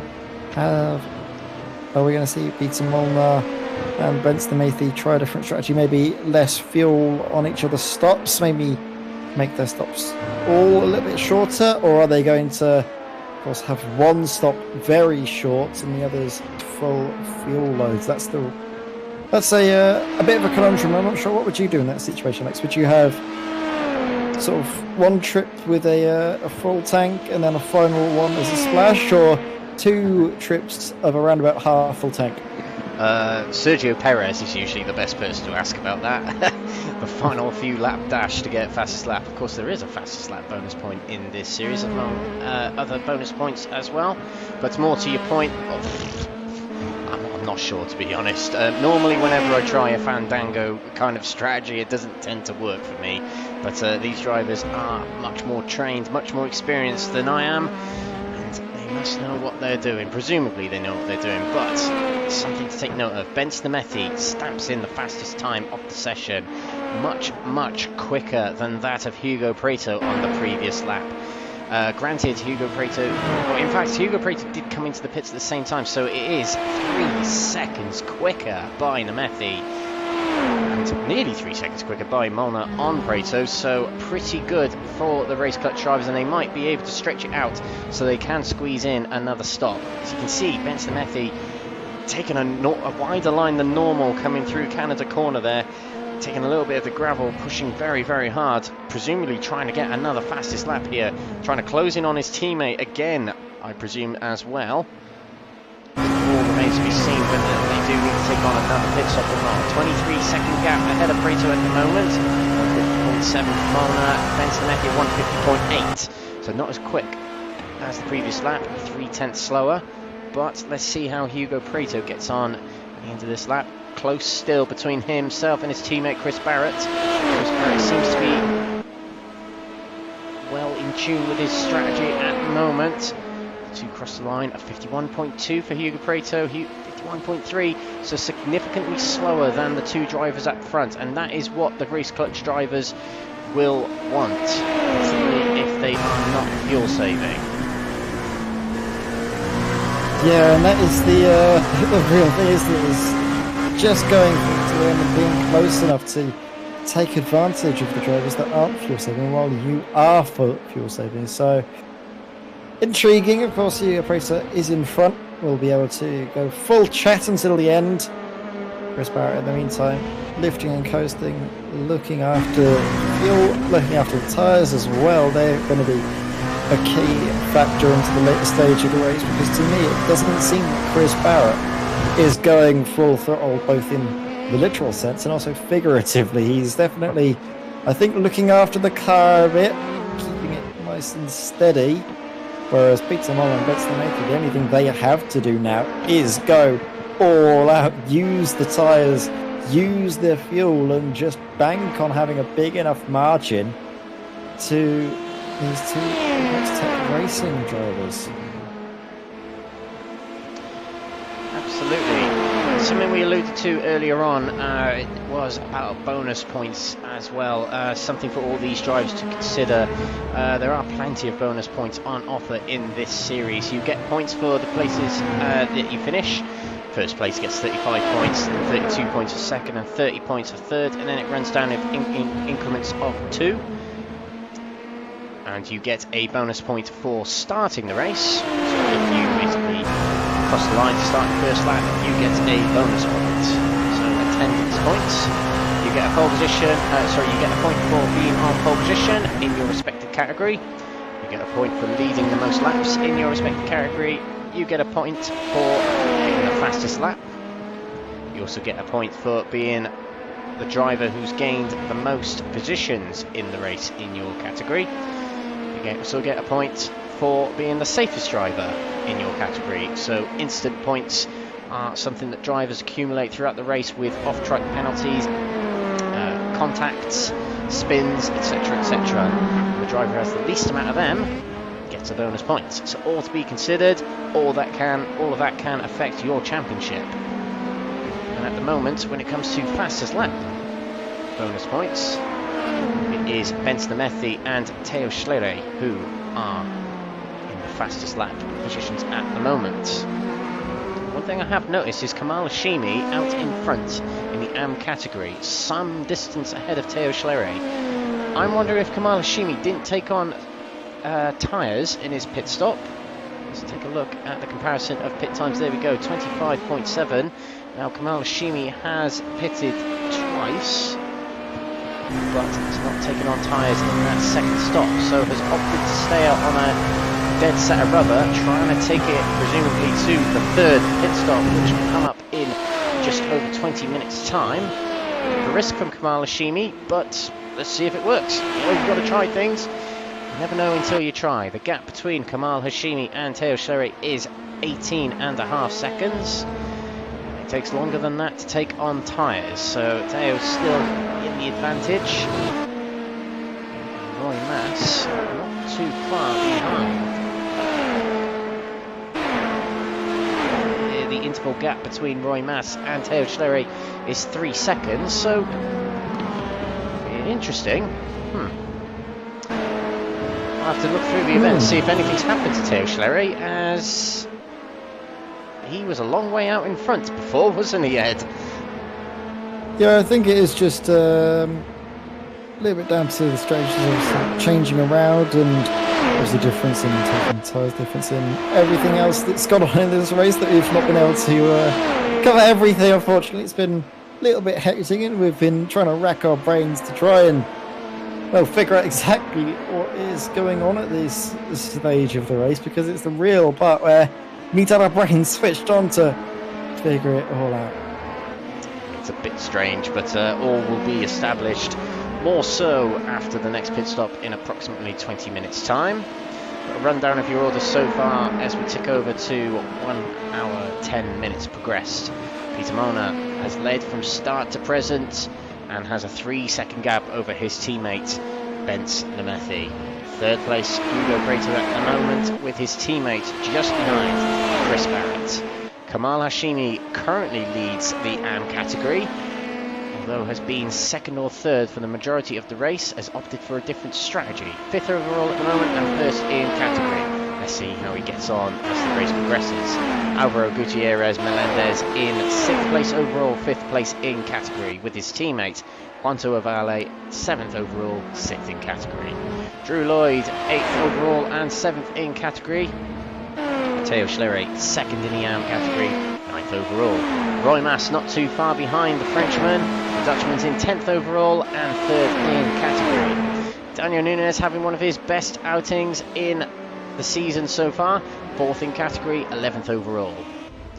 Alvaro Fernandez Montes is in the pits, taking on tyres and fuel presumably. 12th overall, 5th in category, with Mark Winters 6th in category. Andy Spicer behind, 7th in category, 14th overall, with Carlos Ponce in 8th in the category. Jamie Conway is back in the pits, having done a full stint after taking on damage repairs about half an hour ago. He's 16th overall, 8th in category. Hans Blankert is in the pits there, 17th in category. And we have 4 DNFs from the race so far. Alexander Rogenbuch due to a disconnection. James Ibrahim due to an incident earlier on in the race, as it was with Laszlo Burdeny and Peter Zuber. Peter Zuber and James Ebram, of course, being our championship leaders in each category coming into tonight's race. So it has been a bit of a flip at the Monopoly board, it seems, and both drivers might be out of contention of the championship after tonight.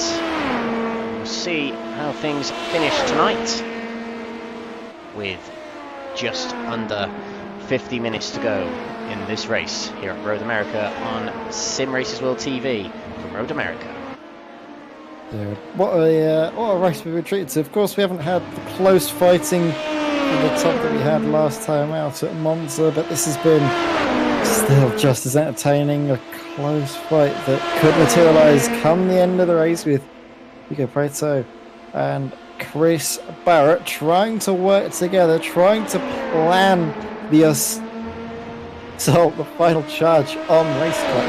No matter what happens, we will have a Apex Tech driver you'll expect to see on the podium. There won't be another race clutch lockout of the top three places. I think the first time since VIR, because from then on out it's always been race clutch 1, 2, 3s from Spa onwards. Yeah, back at Virginia International Raceway, it was Pantosio Racing who were the team to beat. Basia Glupo won at Virginia, and round 1 of the season was won by Mauricio Cuero. There we go, got there in the end. So since then, those 2 rounds, of course, as you said, since Spa, it has very much been race clutch racing dominating things. On YouTube, yeah, Winter says Barrett is too far to make up with stopping less. It's going to be close, isn't it? I mean, 25 seconds, fairly long pit lane, and gotta have a splash and dash. Just remains to be seen, and there's a lot of time between now and when that stop would have to be made. So, yeah, we'll just have to see. It might well be too far. And this could be part of race clutch strategy as Peter Mona laps Mark Winters there. Mark Winters in the green digital downforce racing livery. Now negotiating traffic is Peter Mona. Just under 3 seconds ahead of his teammates Benson Amethi, coming down second main straight here. Under the bridge we go. Led by Peter Mona. It's the back marker in the 171 machine of Daniel Nunes. Daniel Nunes, yep. And now Daniel Nunes, pressure from Mark Winters. They're not on the same lap. Nunes is a lap ahead of Mark Winters, but it seems Mark Winters might be the quicker of the 2. So Winters been involved in a little bit of bother, it seems, earlier on in the race. Nunes, yeah, we saw, didn't we, damage, I think, to that right-hand rear corner, and that looked like it was suspension damage, so I was surprised to see Mark Winters back out on circuit. He's been able to get that fixed and back out on the track, so he will be scoring some good points. It was actually a relatively quick repair of the damage, all things considered, because it's not always a time when you'll find yourself getting suspension damage fixed in the time it takes to go a lap down. So good stuff so far from Mark Winters. Daniel Nunes, though, up in front is Spencer Mathey, goes through. Second place driver, of course, trying to navigate back marker traffic as quickly as possible. That could also, of course, play into the hands of Chris Barrett in his charge to close in. Another thing as well to consider is the fact that Peter Molnar and Benson Mathey, you'll expect them to build out a margin now because they're racing harder. They know they won't be able to look after them, so they're not doing the same race management that we're seeing from Chris Barrett. Maybe, though, towards the end of this race, maybe towards the final 10 or so minutes, we'll see that pace really start to shift in favour of Chris, and all of a sudden this could get much, much closer. You can see the lap times. Chris Barrett isn't a world away from Peter Molnar, was actually lapping faster than Mathey last time. But of course, Benz did navigate back markers, but still, you can see that Chris Barrett isn't a world away in terms of the lap times. Absolutely. Yeah, I think Chris Barrett will be aware of what's happening with these strategies. And, well, all Chris Barrett can do, really, is do what he's been doing. Try and keep up the pace as high as possible whilst maintaining fuel, which he's done so well in this race so far. Ticking well over 1 hour on the previous stop. He's well below. So, it's all to consider, and all we'll find out in just over 40 minutes or so time. As we're about 13 minutes away from the next pit stop, which might help establish things a little bit more, but it's only until the latter part of the race where we will see whether drivers have made it or not. Oh, it looks a bit, a lot of drivers aren't going to make it. It's something we keep alluding to in this race, is because it's quite an important part of these races here on Apex Technologies Racing.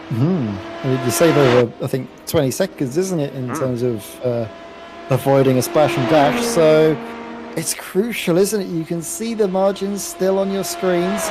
Chris Barrett close as well to Hugo Prater, but not expecting to go for the move, instead using Hugo Prater as a sort of a punch through the air for him, isn't it? Saving all of the fuel. Means it'll be able to go longer, maybe even have a shorter final stop and save time there as well. And usually the fuel flow rates, if you can save a lap's worth of fuel, if you can obviously negate that from your pit stop, that's around about a second stationary. Yes, I think so. And if you look at the time difference between the top four, very, very similar times, just over a tenth between the four of them. It's a bit of a lockout between them in terms of times. Race College will be aware of that, Apex Tech Racing would be aware of that. Their crew chiefs, all their spotters, letting them know the times of the people around them, their targets. Chris Barrett certainly has a target on the back of the Race Clutch drivers up front. We'll see how he gets on. Meanwhile, in the AM category, Kamal Hashimi has dropped a few places overall. He's dropped behind Gutierrez and Avale. He drops to 7th overall. He's got Drew Lloyd lurking behind a few seconds back. But Kamal Hashimi seems to be the only one in the field who hasn't taken on tyres yet. So, running on old rubber, it seems. If we compare the last times, Hashimi is quite some pace off of his AM Championship rival, Theo Schlerer. On second off, to be precise, so not too much, but that time will add up, and the more and more seconds Theo Schlerer reels into Kamal Hashimi, the less beneficial that quicker pit stop in the second set of pit stops is going to help Hashimi. But let's see how he gets on. It seems that Schlerer lost a lot of time somewhere on that last pit stop. Roy Mass isn't too far behind. Roy Mass, as I mentioned earlier on in the stream, my nominee for most improved driver of the season so far. Third at the moment. This is all he needs to do, rack up the points, and he could find himself second in the championship after tonight, depending on how things work in terms of bonus points and championship points. If we look at the gap between Roy Mass and James Ibram, is 29 points. Yeah, my maths is right, and 29 points. Well, you don't get 29 points at any position, but if Roy Mass finishes in third where he is right now, he gets 30 points, and therefore will be level pegging with James Ibram, as James Ibram has picked up an extra point for starting the race. In fact, it will be really close between them. So Roy Mass probably will take second place in the championship, getting just a few points more to get himself just ahead of James Ibram. My maths probably isn't quite right, but that's what I can see on the championship standings here, and he'll be pleased with that after the conclusion of tonight. This is a driver we need to keep an eye on in the AM category, though, Kamal Hashimi, to see what he does in the next 9 minutes or so. He'll come into the pits presumably in the next 9 minutes. Presumably will take on tyres, as he's got Drew Lloyd just behind him now, both on the same lap. So this is for overall position, and Kamal Hashimi loses it, and just as we mentioned that he might have to take on tyres, that might have been the proof. He spins it coming out of turn 6, turn 6, and going into turn 7. Oh no, sorry, turn 8 that was. So it just seemed the rear end just gave way on him there. Let's take a look at the replay just to see what actually happened to Shimi there. It did look like he just lost it on his own. Yes, he did. He turns in and the rear end just gives in. No assistance from anyone else there. Just completely loses it. Yeah, it's unfortunate there. The car not balanced at all for Kamal Hashimi. Like you said, it's probably down to the fact his tyres have been run down for quite a while. Maybe they're almost down to the rim, haven't they? He's been going a long time on these tyres, but well, for how much longer will he stay out there? Obviously, I'll try and get as close as possible to Roaring Tank to empty if he can. But you'll expect Kamal to come in. I think he came in before the 1 hour mark, so unless he's been able to save a lot of fuel, and that spin, well, that half spin, sorry, would not have helped either. I don't know if he's going to be able to make it to the 1.5 hour mark, which it's gonna really hurt him, unfortunately, but still he's going to try and do what he can do. That, I think, as well, will put him behind Roy Marsh quite considerably now. Before it would have been close, but I think at this point Roy Marsh will definitely have a buffer to work with into the final half hour of the race. Oh, as we see Teo Schlery, why have you just switched away from us? Teo Schlery putting up the inside of, I'm not entirely sure who that was. It was a back marker. Couldn't make out the number there. 124 machine of Andy Spicer, so lapping the Apex Tech Racing driver in 7th category. Teo Schlery hunting down Kamal Hashimi up front. 6-second gap, 3-second gap between the two drivers. Hashimi exits the carousel now, and you'll see Teo Schlery enter the picture just at the back there. That's the gap between them. Hashimi, a different strategy.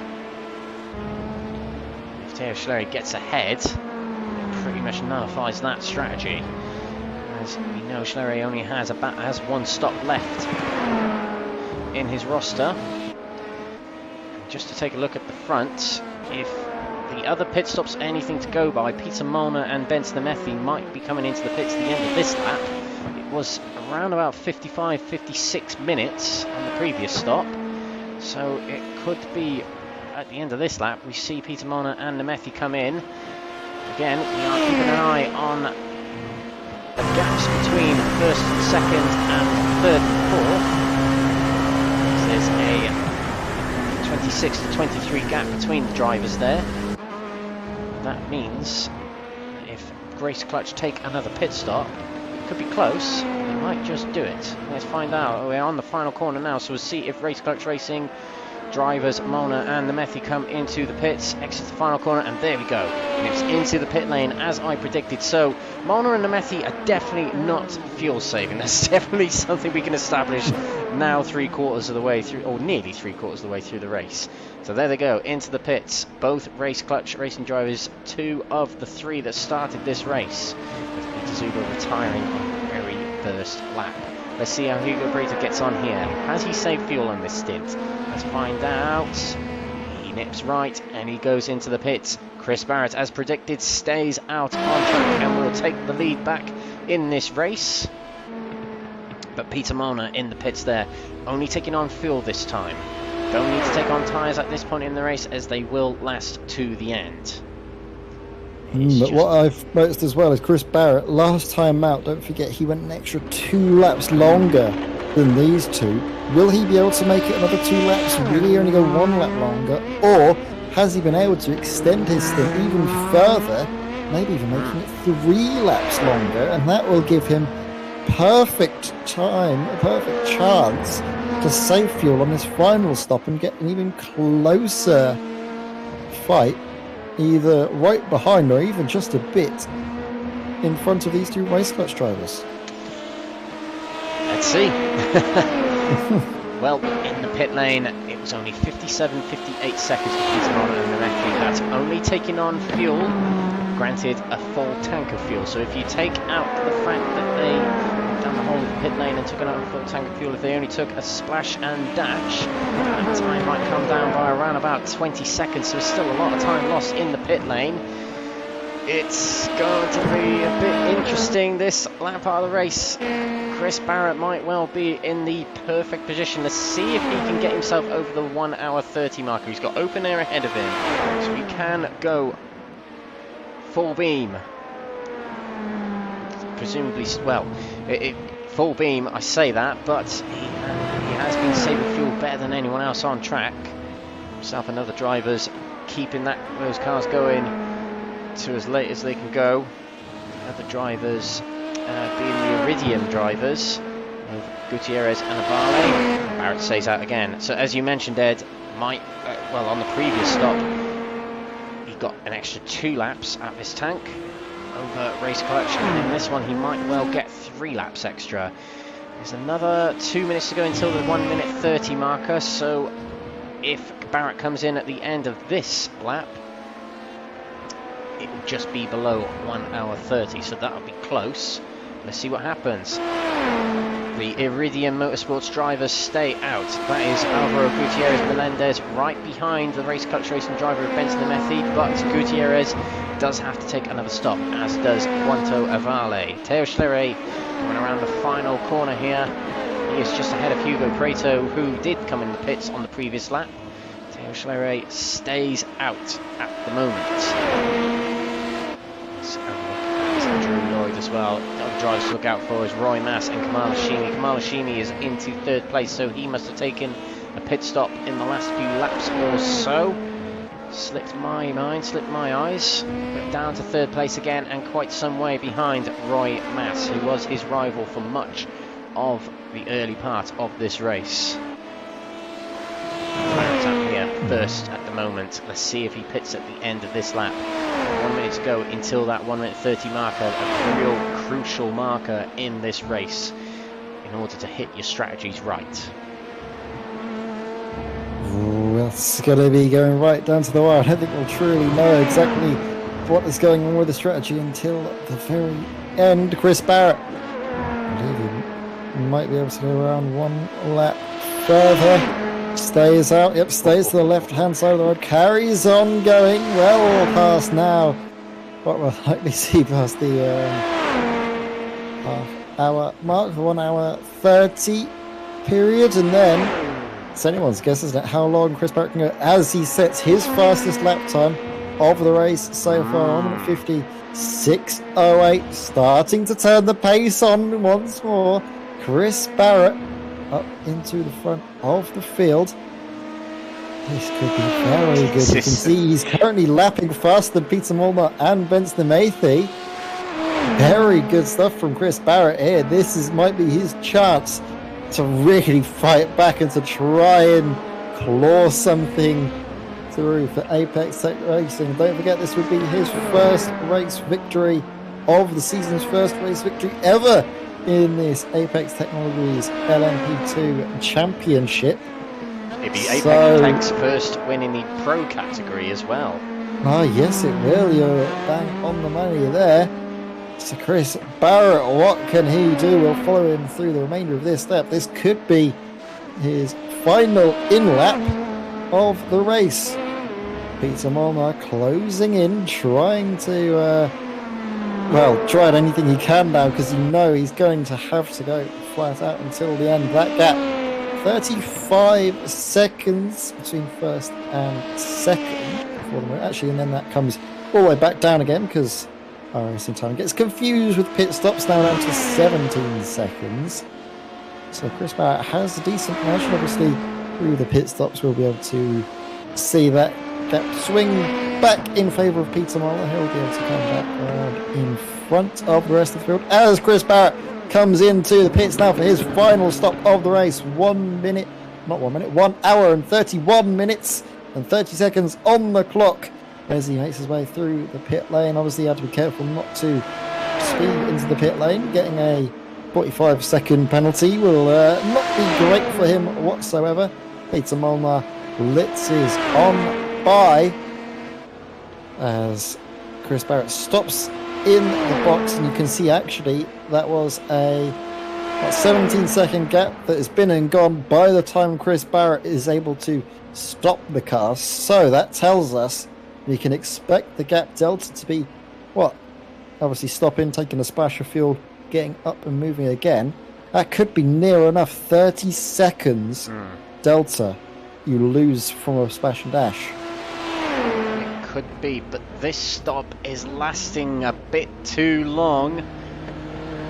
He's lost a few seconds in the pits there, has Chris Barrett. 8 seconds lost. Now, I wonder how that's happened. It might be that Chris is entering the pits a little bit more conservatively than Molnar and Nemethi. But something to take note here is Barrett has left the pits ahead of his teammate. He was running behind him before the pits. Prato came in to take his pit stop. He now jumps back ahead, takes to the inside to defend or let by Prato. He lets him by. Sacrifices a little bit of time in order to get back behind Prato, draft him, and do what he's been doing throughout the race. He's saving fuel whilst running in the draft there, so Prato is a little bit of a well, he's been a great teammate, isn't he? If this is going to work for Apex Tech, it's a stroke of genius, absolutely. But the gap is 37 seconds between Prato and Molnar, unless it updates in the next few seconds or so, as there have been pit stops. Seems to be staying that way at the moment. It is a long, long gap, that is, between third place and first place. So, will the strategy pay off? Oh, remains to be seen. I mean, running down that pit lane, taking a splash and dash might be around about 30, 35, 40 seconds. It's going to be interesting. We'll find out in the next 30 minutes or so. Conclusion of this race. We're in the final quarter of the race here, round 6. Road America, the LMP2 Championship, Apex Technologies. And this race sponsored by Hippo Sports Management. Just to remind you, do check out their website, hipposportsmanagement.com. Bespoke sports management company. Sponsors of this race, different sponsors in every single race. So this season, and we'll see other sponsors for the remainder of the season, helping to provide these series with the funds and support so these drivers can go racing, and so they can provide great championships and a great broadcast, of course, to you spectators out there. So we're getting into the business end out. You can see Chris Barrett really loses out on that. How much time did he lose in the pits? Like you said, I think it was around about 8 seconds. So massive time loss there from Chris Barrett. I'm not sure what really was the cause of all that, though, to be honest. It was a little bit strange for me. I'm not sure, but hopefully we'll be able to find out. If you look, well, we're looking at the pit times here. Molnar and Nemethi were only in their pit stall for 18 seconds, as opposed to Prato and Barrett in there for 25-26 seconds. So it means Molnar and Nemethi have purposely taken on less fuel for one reason or another. So they might be trying to time the pit stops a little bit earlier, trying to balance out doing a full stint on full fuel. Now, if they're running with light fuel now, it means they're going to be quicker once their tyres warm up. As we see, that's Mark Winters letting by the two Apex Tech racing cars here. So this is interesting. This is an interesting turn of strategies from Molnar and Nemethi. Or was this part of the plan? We'll find out. But there is definitely going to be another pit stop from these two drivers. Doing so will lose them a lot of time, but will it lose them all that time between them two and third and fourth place drivers Prato and Barrett? It's going to be close, certainly. We'll find out very soon. I just want it to happen now, Ed. It's just filling me full of anticipation. It's real exciting. A battle of strategy between two teams. Sadly, though, we have to wait, don't we? We'll have to see exactly what is going to happen here. The gap between Peter Molnar and Ed May to Chris Barrett is near enough 40 seconds. Chris Barrett does not need to make any further stops this race, whereas Peter Molnar and Ed May, we expect them to come into the pits and take on another half tank of fuel, and now that means that they spend 18 seconds again stationary there or thereabouts.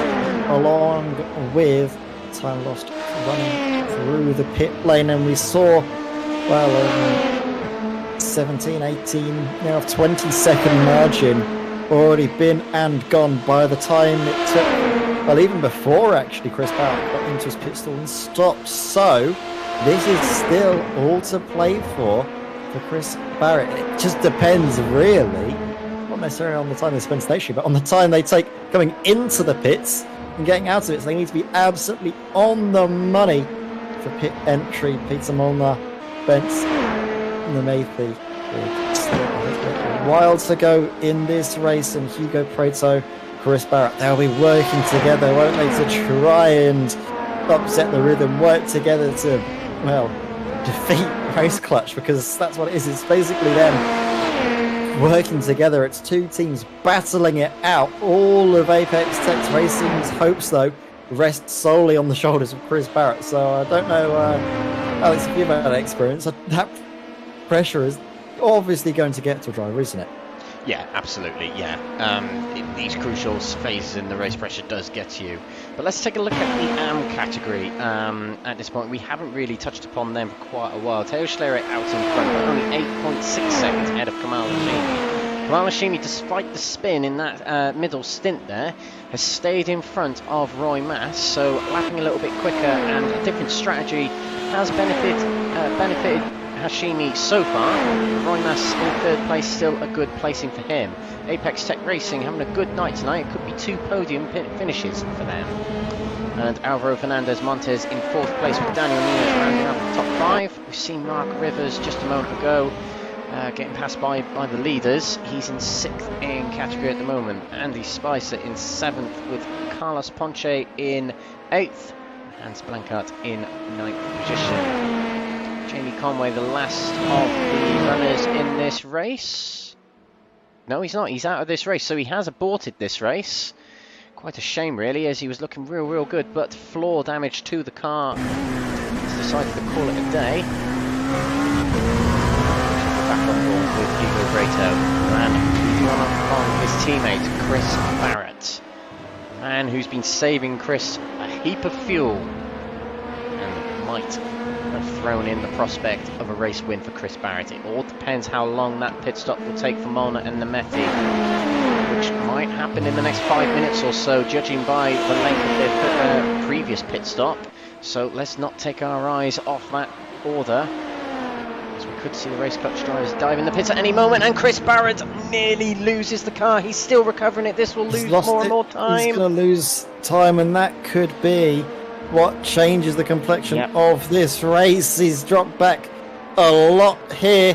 I think we're going to see that gap probably down to 45 seconds, and that could be the difference. Is just the smallest of margins, not even a foot wide, an inch, isn't it, onto the grass. We've seen that happen to plenty of drivers losing out on that corner. As there's another driver off, I think that is the 133 of Hans Blankart. That is, so what's that coming out of turn 5? Just on the power too early. Big hit into the wall. Complete loss of the front end, and that is a trip to the pits for the Stage 1 racing driver, and probably, let's be realistic, his race over and done with. So it was already several laps down, and I think that will put him out until the end of the race, getting that all repaired. Chris Barrett close back up though to Hugo Preto. That is able to be brought back into contention. This is Kamal Hashimi though, going for a pass on Teo Schlerer, and this is for the AM class lead. So Kamal Hashimi going quick, but the real question is that going to be the way this AM class finishes up? Very interesting. Kamal Hashimi has really shocked us all, because Teo Schlerer was just pulling away at the start, but the second half of this race, it just hasn't been business as usual. He's pulled over to let by the 95 machine of Peter Molnar. Well, the race leader, so that was him just getting out of the way of the race leader being lapped, which such is the pace of Peter Molnar. He's able to put a lap on basically near enough the whole of the AM class now. Kamal Hashimi though, up in front, has been very quick. Teo Schlerer dropping back. Now, is this a matter of Tio Schlerer maybe a little bit concerned that he won't make it till the end of the race? It is going a lot slower to basically try and make sure he gets through on the end of this stint, whereas Kamal Hashimi might be expected to come to the pits for further time, and that's the reason we've seen Teo just afford that position to Kamal for the time being. Any of those factors, I just had a thought it maybe Schlerer has a bit of fall damage on the car because he is losing time to Hashimi still. Could be that he's saving fuel, it could be that he has damage on the car, underneath the car. Maybe. We have seen a few drivers suffer with that in this race, particularly Jamie Conway. Let's see how Teo Schlerer gets along. His streak could be broken by none other than the hosts themselves. Kamal Hashimi, driver of the host team. Top of the standings in AM category at the moment. We also keep an eye on a certain Apex Tech driver in the pro category, as he's caught back up to the back of Hugo Prato. I think Hugo purposely slowed down to get Chris Barrett back behind him, fairly close, so punched that hole in the air, which saves Chris Barrett a hell of a lot of fuel. Something is a tactic you use in IndyCar, is a tactic you can use in NASCAR as well to save yourself fuel, is running behind someone. Punching a hole in the air means less air, means your car is dragged back less. And it's worked for Chris Barrett in this race. He's able to only need 3 stops. Taking his last stop already, with other drivers up ahead needing to take another. Those drivers being Molnar and Nemeki. That stop will be coming up very soon. We're coming up towards the final 15 minutes of the race. In 1 minute time. We'll see if the race clutch drivers come in the pits very, very soon. Usually I've predicted this right, so we'll see if I predicted it right this time. There's a lot of lap traffic ahead, which will not help maintain their gaps ahead of the Apex Tech Racing drivers. 40-second gap to Hugo Prato and Chris Barrett. Is that enough for them to get the undercut on the race clutch drivers through one less pit stop? And Mona struggling to get by the driver ahead. Oh, as they run very, very wide. That was Andy Spicer, and into the pits. Oh, well, I'm just very good at this, aren't I? Peter Mona comes into the pits, and this will be his 4th pit stop. Is Chris Barrett at the moment? Coming through this right-hand kink now, so I don't think he will be close enough to take the lead of the race. Peter Molnar and Metznathi still ongoing. They'll come into their pit stalls and spend around about, what shall we say, 15 or so seconds stationary, getting on the rest of the fuel. Whereas Chris Barrett will have to switch between the two of them. Chris Barrett will actually round out of the final corner now. So, when will Peter Molnar and Metznathi get going? They'll need to get going soon, because Chris Barrett is about to pass them. You can see him going across the start-finish line now. He's done it. Smoke comes out of the back. They're getting it moving, but he's got the position, even with that moment we saw coming through turn 1 just a few laps ago. He's been able to stay in the lead, or not stay, but keep that delta good and get into the lead of the race and into the final 15 minutes now. Chris Barrett, he's got Hugo Prato right ahead of him. And, well, Hugo is going to try and keep in front for as long as he can. Allow Chris Barrett to save the fuel and keep going. And then you'll have to imagine at some point maybe they'll have to swap positions and allow Chris Barrett to have the clear air and maybe have Hugo Prato act as a rear gunner for a few laps, because I think that's going to really help it out. If Chris Barrett is left on his own for the final 5 or 10 minutes, I don't know if he's going to be able to hold off both race clutch cars. So this is right. What a strategy though, orchestrated by Apex Tech Racing. Even if they don't get the end result, this has been an amazing fight back to try and beat race clutch, and you can see them swapping positions now. So this is the time for Hugo Prato to act as a bit of a rear gunner now. It is a hugely important part of the race here. Hugo Prato is allowed through. Has he saved enough fuel though? That's something that we've been taking into account throughout this race. He stayed behind Hugo Prato for a lot of this race because it's saved him fuel. It's allowed him to go on and take a 3-stopper. Hugo Prato is now in trouble from Peter Molnar. Let's get on board with Peter Molnar to see if he makes the move very early on against Hugo Prato. Coming over the hill, it's too far back at the moment. Yes, definitely. But it might be on the next straight they will be able to make it. It reels in. Prato at the moment looks to the inside to break the slipstream. Oh, and he really reels in Prato on that first corner. Down the hill we go towards turn 2 and 3. Prato guards the inside to protect his teammate. Holding up Molnar on the apex there. Coming down the second straight here. Underneath the bridge we go. Takes to the outside, does Molnar. As we come down towards turn 5. Prato will have the inside, the better line, but who's the latest at breakers? Prato much later on the brakes, and the contact between the two of them! Prato spins, Molnar carries on, but Prato is spun off, and it just looked like that Molnar caught the rear right quarter panel of Prato, and that has really mixed things up here. What was looking like a great battle between the two of them, well, that's just tossed it up in the air, hasn't it? Let's take a look at the replay here. So Prato on the inside, and he overshoots it a little bit, Prato, but nothing too major. You can see that Peter Molnar was going to try and go for the cutback, but I think the car was already there. Actually, second time of viewing it, does look a little bit more like Peter Molnar is going for the cutback, but Hugo Prato is just trying to keep his car in the most awkward place, but nothing untoward, isn't it? You're more than entitled to put yourself in an awkward spot to stop the other cars from overtaking you, but Chris Barrett finds himself with 3 seconds with, well, 11 minutes to go of this race here at Road America into the final sprint to the finish. Oh, this is going to go right down to the wire. Peter Molnar and Chris Barrett have been quick, but have they used too much of their tyres? Let's have a look at the lap time. As obviously Benson Matthew has had clear run, not been involved in many of the track car, but he's not close there at all. Chris Barrett, his tyres are good. He's been able to look after the car. He's quicker than anyone else on the circuit.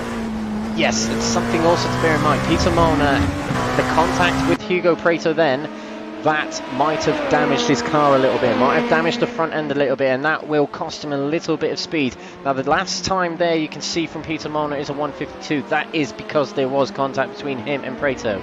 The next lap is the one to tell, but Nemethi is much slower than Barrett, and normally throughout this race Nemethi has been a very similar pace to Molnar. Barrett in the low 51s at the moment. Let's see at the end of this lap what happens. There is Barrett excuse me, coming out of turn 7 and into turn 8 now. We switch over to Molnar there, just a few seconds down the road.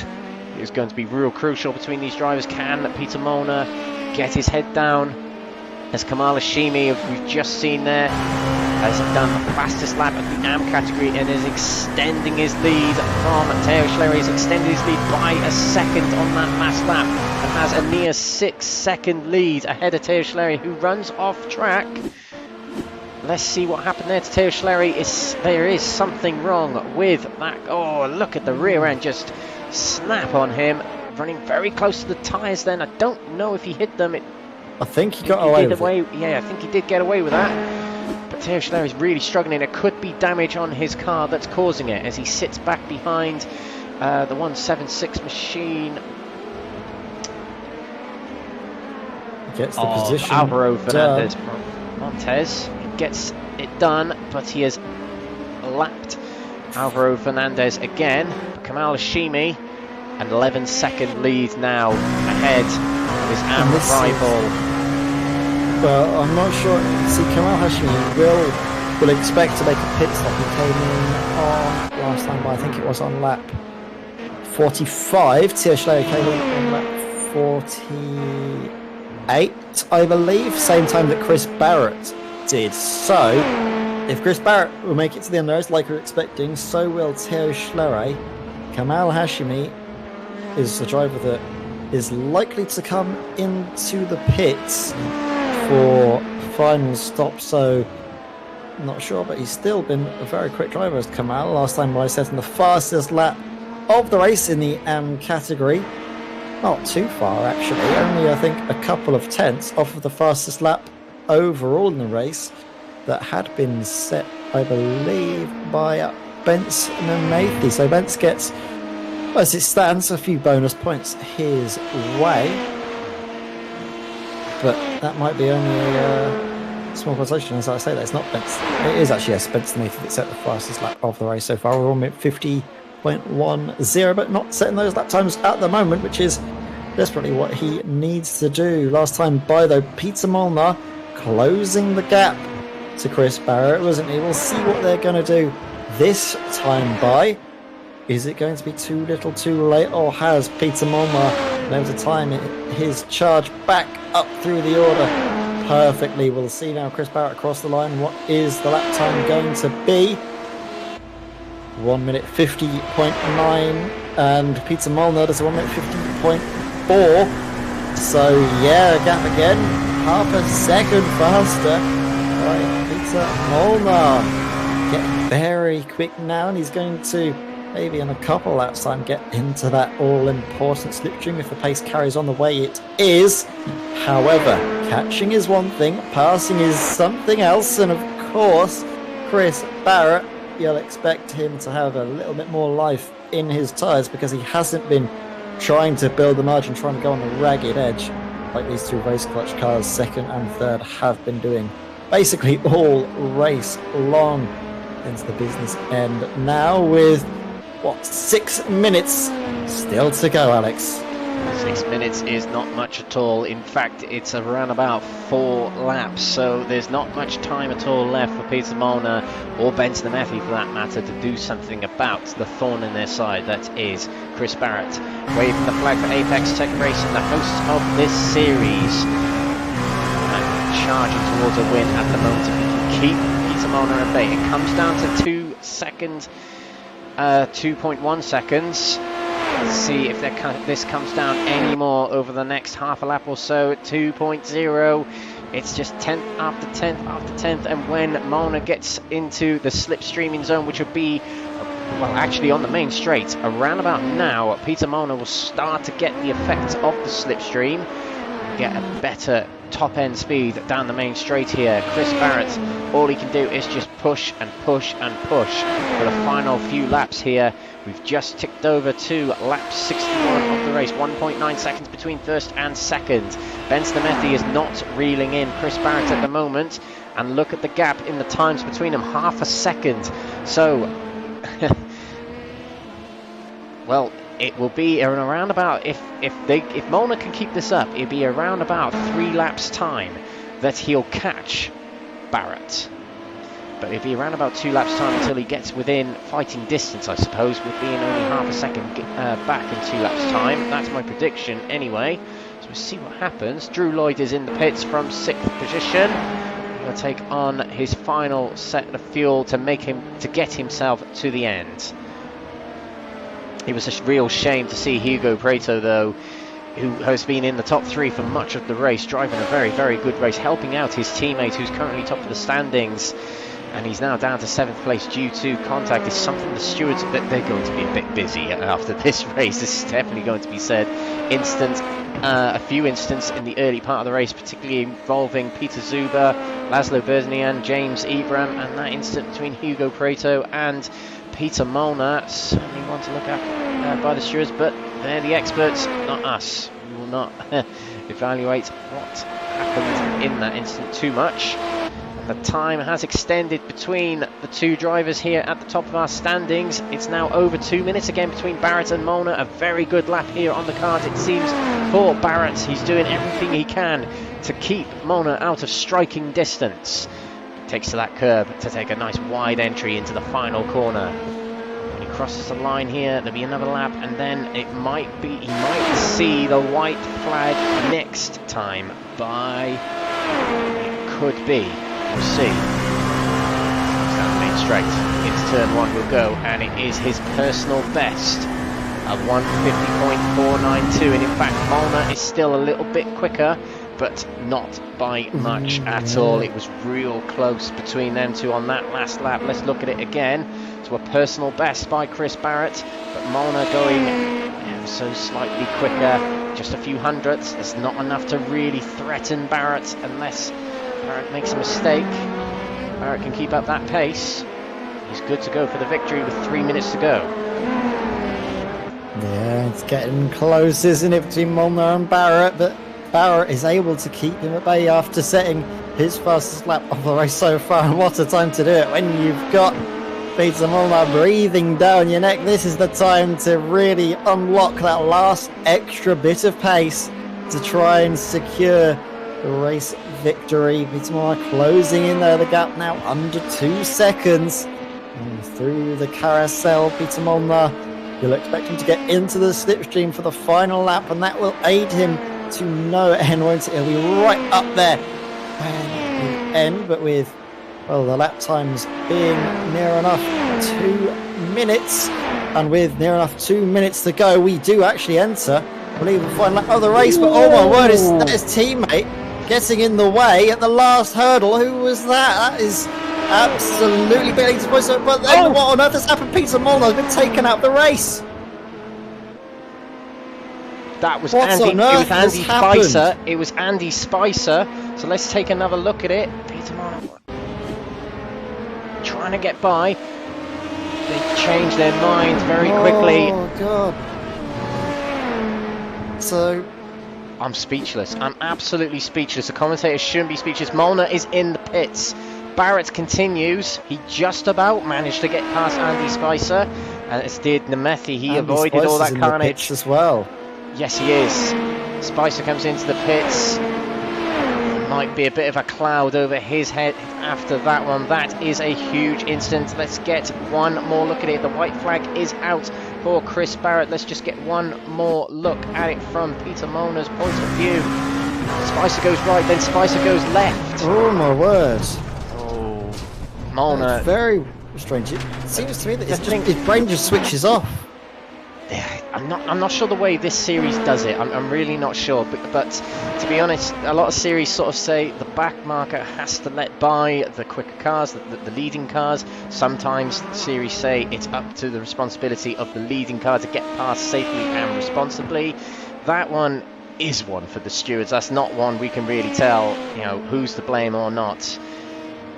It does definitely look bad though, doesn't it? The fact that it was closing in and all of a sudden it's taken out of the race by Chris Barrett's teammate. And I don't think it was anything malicious. I just think that Andy Spicer's, he just, for whatever reason later on in the race, maybe he had a call from Chris Barrett that he was closing in, don't hold him up, and then after the confusion, after the panic of holding up his teammate, his brain switches off and doesn't realise there's another car coming. All of a sudden does realise it goes one way, then goes the other, and collides with Chris Barrett's main rival. Hate to interrupt, Ed, but we have a race winner. Chris Barrett will cross the line to win Apex Tech Racing's first win of the season, and his first win of the season. Barrett takes the checkered flag to take a brilliant win with an ingenious strategy. This is a win that will go down in history as a dramatic one, but an ingenious strategy as well to throw it into the equation. Brilliant finish for Chris Barrett. Nemeth finishes second. His win streak is broken. Gutierrez finishes in third position there. Crosses the line to inherit almost a podium there, but good points for the Iridium Motorsports team. Fourth place comes Juanto Avale there to take fourth. 5 places gained throughout the race. Drew Lloyd will come through in 5th place, but we still have the AMs to take note of as well, as we'll revert to them very, very shortly. Drew Lloyd comes around the final few corners now. He'll take 5th place in the number 8 machine. The alternate livery there on his car. Up the hill he goes. He'll take a top 5 placing here, will Drew Lloyd. Crosses the line. Hugo Preto takes 6th place. A little bit of drama for him earlier on in the race as well. Theo Schlerer is leading the AM category yet again. This will be win number 4 for him in a row. He ticked one off at Spa. He ticked one off at the Nürburgring, and another last time out at Monza, and this will be win number 4 of the season to take the championship lead as well. Teo Schlerer, there he is, crossing the line. Yeah, great stuff there from Teo Schlerer. Able to come ahead of Kamal Hashimi that just wasn't able to get the strategy working. He showed great pace, but unfortunately not being able to make the race on 3 stops was his downfall. But as he crossed the line, does set the fastest lap of the AM category. I think he already held it, but just make sure of it at the end with 1 minute 50.727. So what a race though that is from Chris Barrett. Apex Tech Racing's first race victory in the pro class. Chris Barrett's first race victory in both this season and also last season's Apex Technologies LMP2 Championship. What a drive there from the 24. He had to work hard, didn't he, Alex? But he was able to come through till the end. And I see that we've got plenty of drivers lining up to have a word with you after all of that action. Who do you want to have a word with first, though, Alex? That's the question. Well, I tell you what, we'll run through the race results first, just to establish how it all ended, not how we expected it to end, particularly at different phases in that race. But here are your classified standings, provisional standings, just to remember, judging by everything we've seen. Chris Barrett takes an amazing win for Apex Tech Racing, a dramatic win as well. Ben Snamethi takes second place in his win streak broken, just 4.2 seconds back from Chris Barrett. Alvaro Gutierrez takes third place and I believe Iridium Motorsport's first podium of the season in the pro category. Juanto Avale, following his teammate through, he's in fourth place, with Drew Lloyd in fifth, followed by his teammate Hugo Preto. First at the AM category, Teo Schlerer takes win number 4 in a row. 7th overall. Kamal Hashimi with one of his best performances of the season, 8th for him. Peter Molnar classified in 9th in the end. Despite retiring to the pits, he is only 1 lap down and therefore finishes 9th overall and 7th in category. Roy Mass takes 10th position and 3rd in category. Alvaro Fernandez in 11th outright. Daniel Nunes 12th. Mark Winters comes through in 13th. Andy Spicer, the middle of the drama there, 14th. Carlos Ponce 15th. Hans Blankart in 16th. Jamie Conway 17th after retiring due to floor damage. Alexander Rogenbuch retired due to a disconnection. James Ebram, drama earlier on in the race, retires 58 laps down. Laszlo Burdeny 20th and 21st. The lap 1 incident put Peter Zuber out of the race. So it hasn't turned out quite to the plan for Race Clutch, and I'm sure we'll find out from them very shortly as our interviews will be conducted by none other than Ed May to get down to business with the drama that's happened. So let's bring in our race winner first of all. So in comes Chris Barrett. Chris, congratulations. After that, it was a hard-fought victory, a team victory as well. You had help all the way through to the end, but that doesn't diminish the fact that you got the strategy to perfection and got your first race victory. How are you feeling? Oh, thanks, guys. Yeah, I'm absolutely chuffed to bits. It was a tricky one. There were a few moments where I thought I'd thrown it away, but like you said, it was all down to Hugo as well. I owe lots of thanks to him. It was an absolute team victory. And yeah, I think we judged the strategy right. We had a lot of discussions before the race about whether it's going to be the 3 or the 4 stop. We thought we'd commit to the 3 stop, maybe Hugo on an alternate strategy to help out where he could. There was a few incidents between us and Race Clutch, but I think in the end, I think we made the right decisions and came out on top. Yeah, it was definitely an elbows out affair all evening here at Road America. You weren't the only ones involved in incidents up and down the field. There were a few things going on, a race of attrition, but for you to come out on top, it had to, we know about it stuff. What was your thinking though going into that final stint, and especially making that mistake into the first corner? Do you think that was it then? Oh yeah, well, yeah, you saw that, I guess. Yeah, I thought that was over because we didn't know how long it was going to take for them to pit. We knew it was going to be about 40 seconds, it was going to be super close. So Hugo and I were working together to keep that gap down. Got a bit distracted on the fuel saving, then just caught the grass, but managed to get it back together. Hugo very confident, got me back in the draft. But yeah, there's a lot of pressure on this weekend, really. I think last week in Monza we should have done better. and it's been a season of missed opportunities, really. So it's nice to finally seal the deal. Real shame for Jamie as well, he had a good pace, but got involved in some incidents as well. Yeah, good for the team. Yeah, like you said, a good team victory here on display. And does that give you a good chance to maybe carry on this run of form into the next couple of weeks? I think we go to Red Bull Ring, don't we? Is that a track for you? Yeah, well, yeah, I like that track. Should be a lot of fun in these cars. Yeah, really looking forward to it. I think we've got good form. Each week we've been improving. And for my first podium to be my first win in this series as well was great. It's nice and came. But of course, just want to thank Apex Technologies for putting on the league and sponsoring the car and sports management. Of course, TPI and Meridian. And yeah, again, I just really want to thank Hugo because he had the so yeah, great team effort. Hopefully we'll be able to find more Apex Tech Racing drivers up at the front, maybe a couple more of you on the podium in 2 weeks' time. Thank you very much, Chris. Great to have a word with you. Congratulations. Go celebrate this victory. Cheers. Bye-bye. Thank you. With that, Chris Barrett makes his way out of the comments box, and Alex, we've got so many other drivers lining up to have a ride with us. Shall we have a chat to, well, second place in the pro class? Benson Matthew is here to have a ride with us. Hello, guys. Benson Matthew, second place in tonight's race, but I imagine in the Race Clutch Discord tonight, it's a little bit of despair. Just tell us, from your point of view, everything that happened. Well, earlier on in the race with the Puta Zuba, would be good to get your point of view on that, and also later on in the race with what happened to Peter Molnar. I mean, for the first incident, I think it was just the Apex Tech guy was braking a little bit too late, and that caused the accident. But like, obviously, it's turn one. Everyone wants to find a good position there, so these kind of things can happen.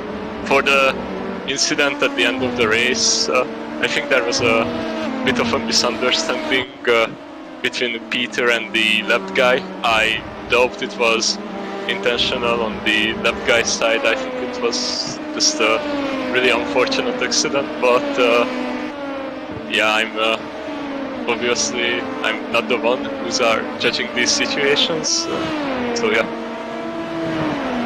Coming into tonight, you had a pretty decent winning streak, the win at Monza, the win at Nürburgring. Did you come into tonight with the expectation that, well, you weren't going to get another win to your belt tonight? Are you a bit disappointed about that, or do you think, well, no, it's good championship points, come away with a good rack of points to help with your championship? I mean, winning obviously is always nice, but I just arrived home on a 2-week holiday, so I really didn't have any time to practice, so I would have been really surprised if I won tonight. But I think I got the fastest lap and the least amount of incidents, so I think I actually got the same amount of points as the P1 guys, so I'm happy about that. That's an interesting point, actually. With bonus points all to consider, it still gives you a decent amount of points in respect to the drivers around you. Just before you shoot off, is there anyone you want to give a shout out to? Yeah, I think the usual. I like our team and everyone involved preparing for this championship, because I didn't have any time to set up the car, so this task was on my teammates for this weekend, and I think they did a really great job of that, so yeah, I would like to give a shout out to them. Absolutely, and rightly so. You all worked together all the way throughout the season, and it never ended tonight, so it's great to see, and I'm sure we'll see all three of you back in 2 weeks' time at the Red Bull Ring, firing on all cylinders. Yeah, going for that win. Absolutely. Well, Ben, I think you'll be championship leader after tonight, so congratulations on that, and congratulations for second place tonight. We'll see you in 2 weeks' time. Yeah, thank you. See you guys in 2 weeks. into the Methy there, and then we'll go to third place driver next. It will be Alvaro Gutierrez Melendez is our third place sitter in the pro category. Alvaro, what a race. A bit dramatic towards the end, particularly at the front, but how was that race from your point of view?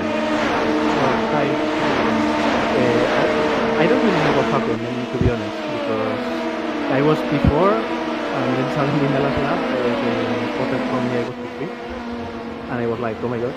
But, well, we didn't expect to be that high in the result, because my teammate was before, and, well, we focused the race on fuel saving from the very first corner, actually.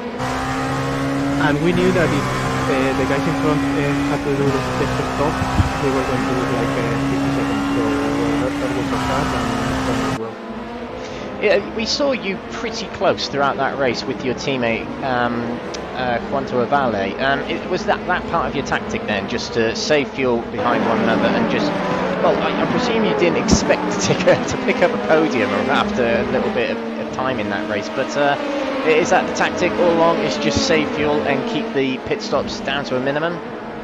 Yeah, well, more or less. We had the same pace, and yeah, well, I think in the second half of the race I was slightly faster, like 2 tenths or 3 tenths per lap, and yeah, at the end I could pull up, but yeah, we were not fighting, and we only wanted to save fuel and just kind of. And I do believe this is your first podium of the season, is that correct? Yeah. Absolutely great. Well, a great result for yourself, a great result for Iridium Motorsports. Quanto, not on the podium granted, but 4th place for him. So before you shoot off, Alvaro, is there anyone you want to give a shout out to? Well, of course, everyone in the team, Raquel or Anthony, who couldn't attend today, was great, but she has always calculated the strategy, and she told us to save fuel before the race. We were a bit skeptic in the beginning, but yeah, I think yesterday or on Friday we managed to meet the full target. And yeah, we saw that we had the pace to be more competitive with saving, and yeah, that was all. And also, well, sorry, I'd like to thank my girlfriend because she's always waiting for me when I'm training. Yeah, I think the world of sim racing, we all have girlfriends who are pretty patient, shall we say? Yeah, exactly. I know how you feel. Don't worry. No, Alvaro, huge congratulations for 3rd place tonight, and congratulations to your team for a good result. We'll see you next time at the Red Bull Ring. Yeah. Thank you very much, guys. See you. So there were our top 3 in the Pro category, and without further ado, we will move on to the AM category. Not quite as dramatic as the Pro category, but a lot of topsy-turvy movements across the top 3 throughout that race. So first of all, we'll speak to the man who's picked up his 4th win in a row. Virtual Best Racing's Theo Schlerer, another win under your belt. How do you feel? Well, I'm feeling relieved because I did a lot of mistakes in the end, so even if I knew that Kamal wasn't a threat because of his strategy, I was pretty concerned. Yeah, we noticed a little bit of a drop-off. I think that's fair to say. Was there any... I don't mean any disrespect by this, but was there any damage on the car or anything like that? Or what was going on towards the end there? It just seemed like a lot of cars really did struggle in the second half of that race there. Actually, the first mistake I did at the end of the first stint, it's because I aimed up for the fastest lap, but I went wide, so I spun out. Yes. And then it's because of that change of mind between only finish and then getting the fastest lap that caused a lot of these mistakes. And in the last stint, I went wide at the left-hander, track, so I went wide and I got engine damage, so I lost a bit of pace. Well, despite the damage, you still managed to win the race and win it in great style as well, picking up win number 4. So of the 4 wins that you have had so far this season, does this rank as one of the best? As you know, you did this one with damage, whereas the previous few you kept yourself relatively out of trouble. So where does this one rank on your wins so far this season? I would say only third, because to me the win at Spa is pretty much the best. That was really good. Yeah, you are right. Yeah. But a win is a win is a win. So before you shoot off, Theo, is there anybody you want to give a shout out to? Well, actually not. I don't see, unless just an encouraging wave to James, who dropped off a lot and he lost his car. I didn't see that, but yeah, I know it can be pretty hard to see yourself lose because of a lot of mistakes. So yeah, it is quite a shame. We were potentially looking at a very good championship battle between yourself and James, but yeah, I think it's good that you gave him an encouraging wave. All is not lost. You never know what can happen in these championships. But, however, after today, you are leading the championship, so that must make you feel pretty good. Yeah, actually, I'm leading since last race because I counted the drop week. So now I think I have about 10 to 15 points of gap. But, well, I just need to finish all the races unless I might lose it. Very good point regarding the drop round situation, so we will see all of that unfold as the season goes by. So Theo, that is win number 4 for you in round 6 of the championship. Thank you very much for your entertainment again tonight. We'll see you next time at the Red Bull Ring. Yeah, for sure. Theo Schlerer, our winner in the AM category, and next we're going to speak to someone I don't think we've ever spoken to in the interview comms box just yet this season, but second place went to Kamal Hashimi, his best result of the season. Kamal, nearly is what we can say about that one. You presented a different strategy, it didn't quite work out right. So how did that race go from your point of view? Well, our original strategy and the one we deemed the fastest was to do a 3-stop. But I got spun out on lap 1 T5, and after that it was kind of out the window because I had to work my way through the field. So I said, try to make the most of what's handed to me, I guess. You did momentarily get yourself back into the lead in the final quarter of the race, and there was a brief excursion off the track at some point as well. Yeah, sorry, I didn't watch that. But was there a point in the race where you kind of thought, well, hang on, I've got a shot at this? Yeah, so there was a point where everyone took tires and I didn't. And I was considering trying to just go the whole way without tires, and then I went off and the tires were gone. And I was like, I either secure for sure second place, because I knew I was faster than Roy, or I risk it and who knows where my final. I chose to take the Fair enough is all I can say about that. I believe your best results this season. How is this going to set you up for the race this season? You feeling pretty confident about the final 2 rounds? I'm feeling pretty good. Honestly, I should be in this interview box a lot more, I feel like. I agree. But I've been doing terrible this season, so hopefully the next 2 races go as good as this one. I don't agree with that last remark, but no, it's been great driving from yourself this season. We've seen huge glimpses of what you're capable of, particularly tonight. Is there anyone you want to give a shout out to? It's been a very successful night for Apex Tech Racing, so Must be a fair few people you want to shout out to. Oh, for sure, yeah. Shout out to the pro team for bringing it home. We needed that one. And also, you know, the rest of the Apex team, everyone doing all the behind-the-scenes stuff definitely helped. And, you know, it's, proud to be part of such a great organization. And also to participate in these awesome races. Thanks for commentating this, you know. Oh, no problem at all. No problem at all. Thank you for giving us the entertainment. Yeah, Kamal, brilliant race from you today. Second place in this race. We'll see you next time at Red Bull Ring. Thank you very much. All right, thank you guys. Have a good night. See you around. We have had first and second in the category, but unfortunately we won't be able to speak to Roy Mass, who was our third place runner in the AM category. He doesn't seem to be waiting for an interview. It'd be good to have a chat with Roy Mass, who picked up another podium. He picked up second at Monza, as we mentioned earlier on in the stream. But 2 podiums on the trot for him, doing very well, and he might have in fact got himself into second in the championship. There are drop rounds, a drop round should we say, to consider, which will all be implemented at a later date. I believe it will be implemented after round 7.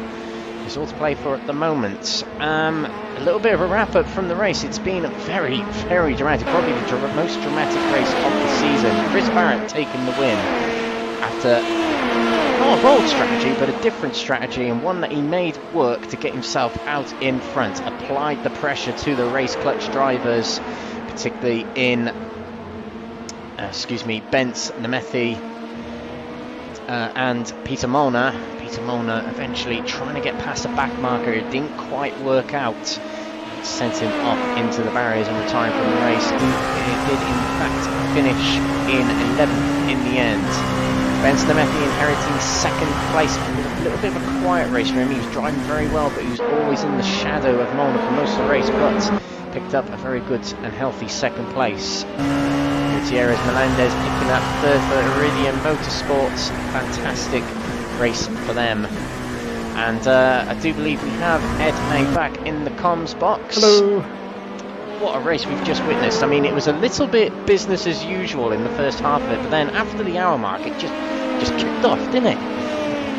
It absolutely exploded in the end, didn't it? Both literally and figuratively, I think, at times on the circuit. Some of the action spilled over, and we saw a few incidents, didn't we, in the latter stages, but still, that was a brilliant way. And we said that it's looking like we were going to be in for a great finish, but I don't think either of us were expecting it to be that much at the end. So great stuff all around, battling up and down through the field, like EJ's just touched in the YouTube chat there. Seriously exciting, all levels and all points, absolutely. It was a little bit of a lull, wasn't there, after the second pit stop, but after that point, when we got to the final phase where we could really start to see the strategies unfold, oh my word, what a race. But this championship, it never disappoints, does it? Of course, big thank you to Apex Technologies for sponsoring the series, and of course Hippo Sports Management, sponsor of this round here at Road America. And Alex, all that's left to do is look forward to an amazing race that's going to come in 2 weeks' time at the Red Bull Ring. Yes, an absolutely brilliant track. Graced us with 2 races in the Formula 1 Championship some weeks ago, and I'm sure it's going to grace us with more great racing in the Apex Technologies LMP2 Championship. So without further ado, we will wrap up things with the standings yet again. It was Chris Barrett taking the win, and Apex Tech Racing's one and only pro category win of the season so far. Bence Nemethi taking second for Race Clutch Racing. His streak ended tonight. 2 wins in a row before tonight, second tonight, but still a good result. 2 Iridium Motorsports drivers in a row, third and fourth, with Alvaro Gutierrez picking up third and Quanto Evale fourth. Drew Lloyd takes fifth, with Nico Prato in sixth. First of the AM category, Teo Schleri takes 4 in a row. Spa, Nürburgring, Monza, and now Road America. Kamal Hashimi takes second place with his best result of the season. Peter Molnar there, 9th overall, but 7th in category. 1 lap down due to the incident on the penultimate lap that cost him potentially a race win, maybe even second place. Roy Mass 3rd in category and 10th overall, with Alvaro Fernandez behind in 4th in category. 5th was Daniel Nunes, Mark Winters next, 13th overall. 14th went to Andy Spicer, and 16th goes to Hans Blankart. And non-finishers were Jamie Conway, Alexander Rogenbuch, James Ibram, Laszlo Verdini, and Peter Zuba, of course, retiring out on the first lap. They are your results here tonight. The Apex Technologies LMP2 Championship Round 6 here at Road America. That has been tonight's broadcast. Thank you very much for watching on behalf of Apex Technologies, on behalf of Simracersworld TV. Do give us all a like and subscribe or a follow, whichever platform you are watching from, Facebook, Twitch, YouTube, wherever you are around the world. Thank you so much for tuning in and watching broadcast today. This broadcast and race was sponsored by Hippos Sports Management. Do head to hipposportsmanagement.com to check out their website, the bespoke sports management agency. Tonight has been Road America in Wisconsin, and we return in 2 weeks' time on the 8th of August for round 7 of the championship at the Red Bull Ring, the penultimate round of the championship. I've been Alex Everitt, alongside me Ed May. Thank you very much for watching tonight. We'll see you in 2 weeks' time. Good night.